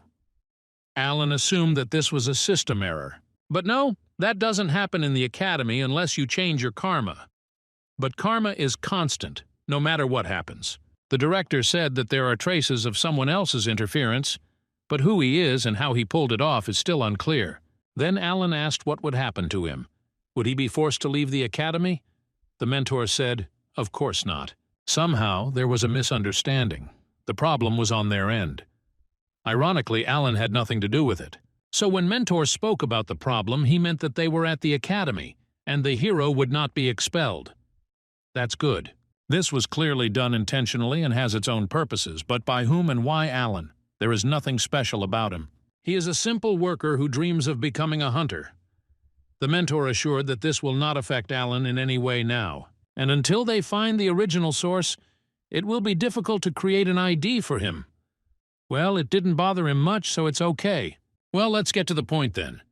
There are 2 days left in the free pass period. Alan asks for advice on what to do next. First of all, the mentor will say a few words about the curriculum of their academy. In general, it can be divided into 4 stages: introductory, beginner, intermediate, and advanced. Alan has now completed the introductory stage.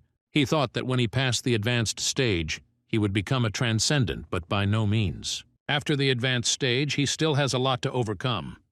There, Alan will no longer need the mentor's advice, because everyone who has passed it is already at a certain level.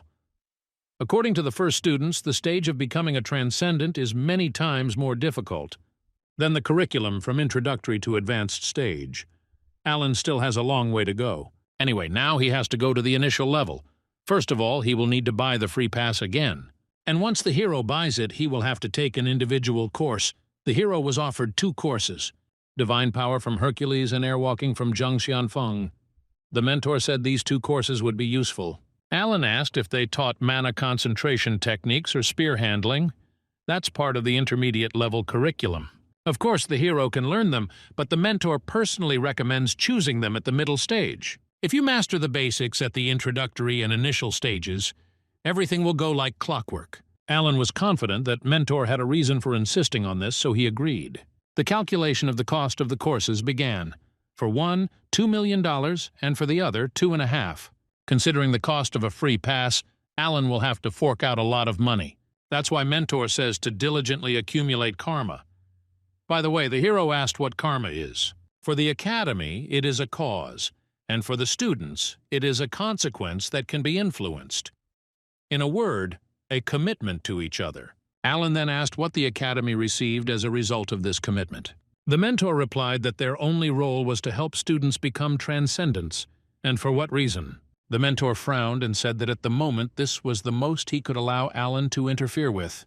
Accordingly, this is the maximum he can tell. Therefore, the hero must reach greater heights. And then he himself will understand what the mentor's words meant. Until then, he will actively support Alan. The hero wanted to ask something else.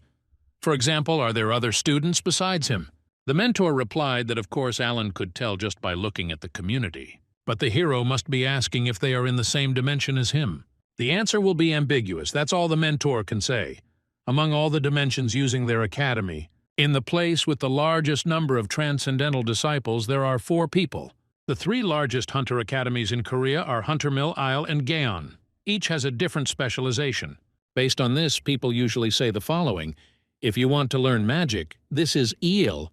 If you want to learn how to handle a weapon, it's Gaon. If you don't know anything, go to Huntermill. The lack of any special features also means that there are no cons. Since it is one of the top 3 academies in Korea, then we can fully assume what Huntermill is like. So the day has come for the Huntermill Academy's professional hunter training course. It's going to get very crowded here soon, better hurry. Alan has a completely different feeling than the competition. Well, yes, compared to some competition, both the scope of the training exam and the money invested in it are on a completely different level. The participant with the best grades will receive a scholarship of 1 billion won. The new free pass is worth 500 million. Those 30 million, carefully saved from raiding dungeons, are just a drop in the ocean. There are also individual courses, which the mentor advised, but a free pass is the most pressing issue. To collect such a tidy sum, there was only one thing left to do: take first place. The manager checked and let Alan and Lisa through. Everyone started pushing. What a fuss. The competitions are nothing compared to that. After all, this is a training exam from Huntermill. It's good that you came earlier. Then Lisa will go. She told Alan to watch the condition and wished him luck. The hero walked into the room with the participants when he suddenly heard screams. Someone was cutting in line and they were trying to put him in his place. Shouts as if a fight was about to start. That cheeky guy, Ryan from Huntermill Academy, asked what the guy would do to him. People were outraged, but the managers said that this participant would go first. And then someone in the crowd recognized Ryan, and they were all wondering who Hunter Mile would send, but it turns out it was him. Of course, the Academy had to send someone of his caliber. Heidi is participating from Ale, Travis from Gaon. They said it would be the best mock exam in history, and indeed it will be something to see. Ryan is even in the top 3 specialists in Hunter Mill. He walked past Alan and looked at him with disdain. This guy looks like he's a rising star at Hunter Mill. The crowd starts talking about who's going to take first place. Many are for Ryan. Sure, Heidi and Travis are no pushovers, but he's got the upper hand in terms of skill. As some have heard, he is even supported by the Order of Truth. But most importantly, this is the Hunter Mill exam. Ryan is from this academy. They must have shared information with him. However, the others have little faith in it. Even if it's their student, the academy keeps up appearances and won't go against the rules. Suddenly, a scream was heard. One of the guys was shouting and demanding that they just let him through. Alan didn't understand why he needed so many weapons. Sword, spear, bow. The guy has collected every weapon possible. Does he really use all of them? He shouts that he is also a participant, showed his application and demanded to be let in. The manager only coldly told him to go to the queue, but Ryan was let through, so why couldn't he?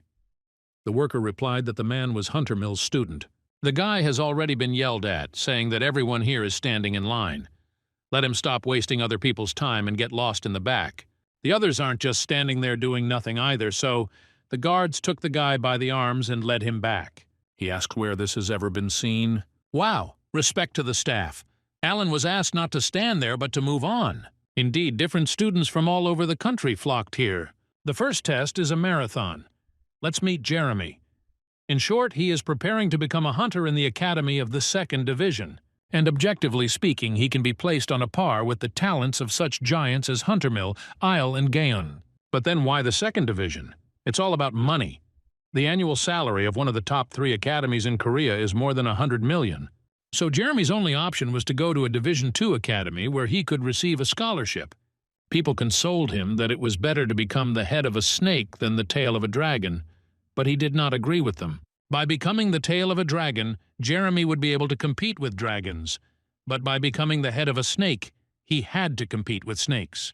So he took part in the practice exam, immersed himself in the world of real professionals, and is completely satisfied with his choice. The Hunter Mill practice exam, excluding the test portion, consists of 5 subjects: base stamina, mana usage, combat power, monsters, dungeon raid, and combat power, multi. The first point is endurance, a simple and clear task in which you need to run 3 kilometers in 5 minutes, repeating this several times. After successfully running 3 kilometers in 5 minutes, you must run 3 kilometers again, and if you fail, then the assessment will be completed. To put it simply, the main criterion for assessing endurance is how many times you have run. At first, Alan seemed like a stupid weakling to Jeremy, but they were already running 15 laps, and there was no one left except them. All that remains is to acknowledge this guy running alongside him. Jeremy runs with all his might, just a little bit more, just a little bit more. The main thing is to defeat Alan, the main thing is to overtake him. That's it. A loss of breath, and in contrast, pleasure filling every cell of the body. Jeremy stopped, his assessment complete. But he is happy because he overcame himself by entering into a fight with dragons, not snakes.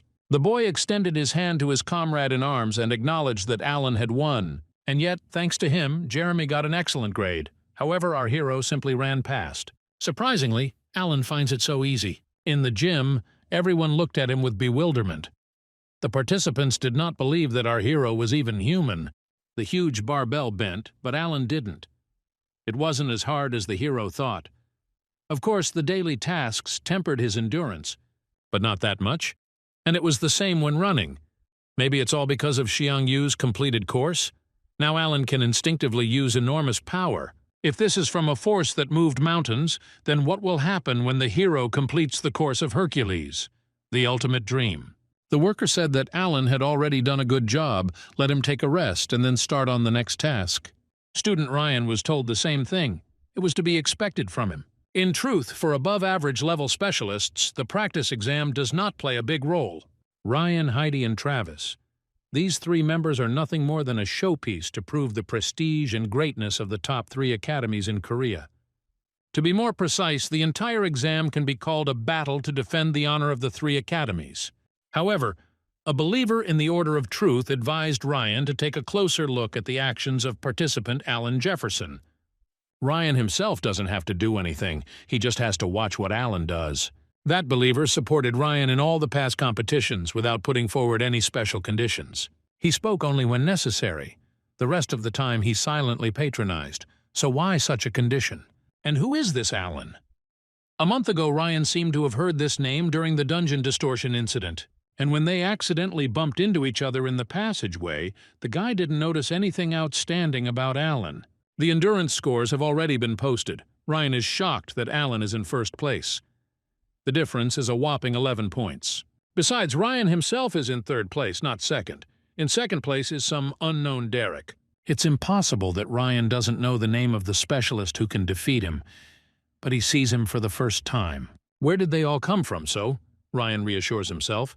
There are students who excel at one thing. He promised that this would not happen again in the next competition. However, Alan took first place in fighting strength again. Ryan remembered the Order member's words. Didn't he have to do anything? So the third discipline is the use of mana. Participants will have to hit the shield, after which the momentum of their force will be calculated and assessed. The judge ordered to use mana to the limit of his capabilities and break the shield. Alan is not sure about mana. Of course, thanks to Merlin's course, he generally understood the principle of how mana works, but he won't say that he knows how to manage it. The first contestant did absolutely nothing, and the next one to be called was Heidi from Isle Academy. There were shouts of delight. The judge said to start if you are ready. The girl launched her fire magic and the shield shattered into small pieces. Heidi can even change the form of mana. She immediately took first place with her 100 points. Still, no one can keep up with Isle in terms of mana. What's important here is not so much that it's Ale, but that it's Heidi. Alan is delighted. So that's what magic is. The judge praised her, but she had one more try. The girl replied that it was not necessary. Everything was fine. Alan was called next. On the stairs, they came face to face with Heidi. She smirked arrogantly. It was like, let's see what you can do. The judge told the hero to start if he was ready. Alan is a little unsure, but it's worth a try. You don't have to worry about the power to move mountains. Focus only on Merlin's mana. The hero decided to pierce the shield. However, he didn't even expect that the spear would cut through not only the shield, but also the installation for it. A powerful stream of mana blinded all the spectators.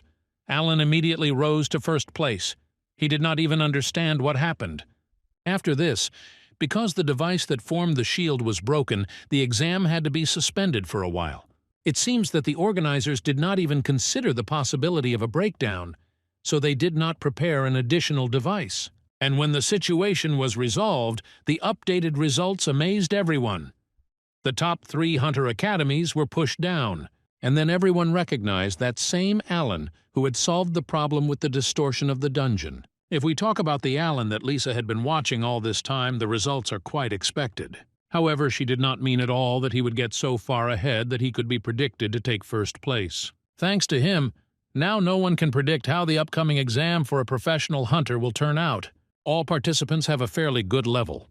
It looks like this year we will have to reconsider the difficulty level of the professional exam. There will be a meeting with the chairman of the association soon. Who would have thought that Ryan would go down so low? If they had known that this would happen, they would have sent Stephanie instead, although she was raised with special care as the most powerful weapon. It's unlikely that they would send her, and yet even Stephanie's intervention can't guarantee anything. Wow, looking at this, you can tell that Alan Jefferson is really cool. Meanwhile, the hero was completely confused. Who knew that things would turn out like this? The sacred spear that is said to have pierced Jesus as he was crucified. From this legend alone, we can judge that it has extraordinary functionality. The problem is that you first need to know what it is. All Alan knows is the legend that is being passed down. That's all, without any explanation. It turns out that the Holy Spear has the power to ignore the mana shield. Or it just cut through the shield due to the difference in levels. Nothing is clear yet. Alan thought about buying another weapon and doing a comparative analysis. Suddenly, someone's voice was heard. The hero didn't understand who it was at all. What kind of free soul sings songs? Ah, that's the guy with the arsenal on his back. Alan was wondering where he had seen him before. This was the weirdo who had quarreled with the administration at the entrance. The guy ran up to the hero and asked if he was Alan. Who doesn't know the superstar of the training exam now? The guy's name is Derek. The hero began to remember where he heard this name. So this is the Derek who came in second place. Although it's super weird to hear from the first place about the second. Alan is confused. What's wrong with this guy? Derek asked him not to react like that. He was just curious about Alan. Oh, or maybe it was because he was so informal. If so, Derek apologized. The guy is strange, although it doesn't look like he came to quarrel and make claims. Apparently, it's just his character. Suddenly, the host announced that a raid on the dungeon would soon begin and asked everyone to finish their preparations. It actually turned out to be a dungeon created by augmented reality. The fourth discipline of the Hunter Mill training exam is a dungeon raid. The main evaluation criterion is the time spent on the raid, and the monster that needs to be destroyed is 10 Nurkur. Alan began to chop them down, but was surprised why it was them. Even if the AR monsters are 1 or 2 stars lower than the real thing, it's still a brutal level of difficulty. Alan swung his spear. This time it was different. Of course, there is a big difference between real Nurkurs and these. But even with that in mind, Alan feels like he's on a different level now. 3 months ago, he was nothing. Every day he worked to survive. More precisely, he was an ordinary man who fought for life. But after becoming a student at the Transcendent Academy and meeting Lisa, he felt his life begin to change. Alan doesn't mean to brag at all, but perhaps in fact, yes, although the path to the Transcendent is still long and thorny. But what if the future in which Alan becomes the best hunter in the world is just around the corner? The hero took first place again. Everyone stares at him in surprise. Travis looked at Alan and asked Heidi where that annoying idiot came from. What hostility! Of course, our hero is now looking forward to first place, unless he is disqualified, or he will personally refuse to vote. Who wants to participate in a competition in which the winner has already been determined? But he certainly didn't expect this reaction. Derek is upset. He could have won this time. He took second place. Ryan also seemed very confident at first, but now he's strangely quiet. Derek is delighted with how quickly Alan dealt with the Nurkers. The hero thanked him, but it wasn't that simple. Derek asked to skip the formalities, otherwise it would be awkward to be on first-name terms with someone. Well, if he wants. The guy smiled and Alan is accommodating. By the way, the hero asked if Derek really uses his entire arsenal, which is behind his back. He said yes. No one taught him. He tried this and that. So he mastered everything there is. It's a shock. It means Derek is self-taught. We are talking about students who study independently and do not belong to any academy. There are many such cases, and usually these are those who have neither money nor talent. Sometimes, very rarely, but among them there are outstanding personalities. Derek is so talented that he was able to defeat the rising stars of the top 3 hunter academies while training on his own. But why? Any academy would have taken Derek hand and foot. The guy replied that he himself didn't want to get involved with anyone. And in fact, he does have a teacher. He just doesn't know that Derek is his student.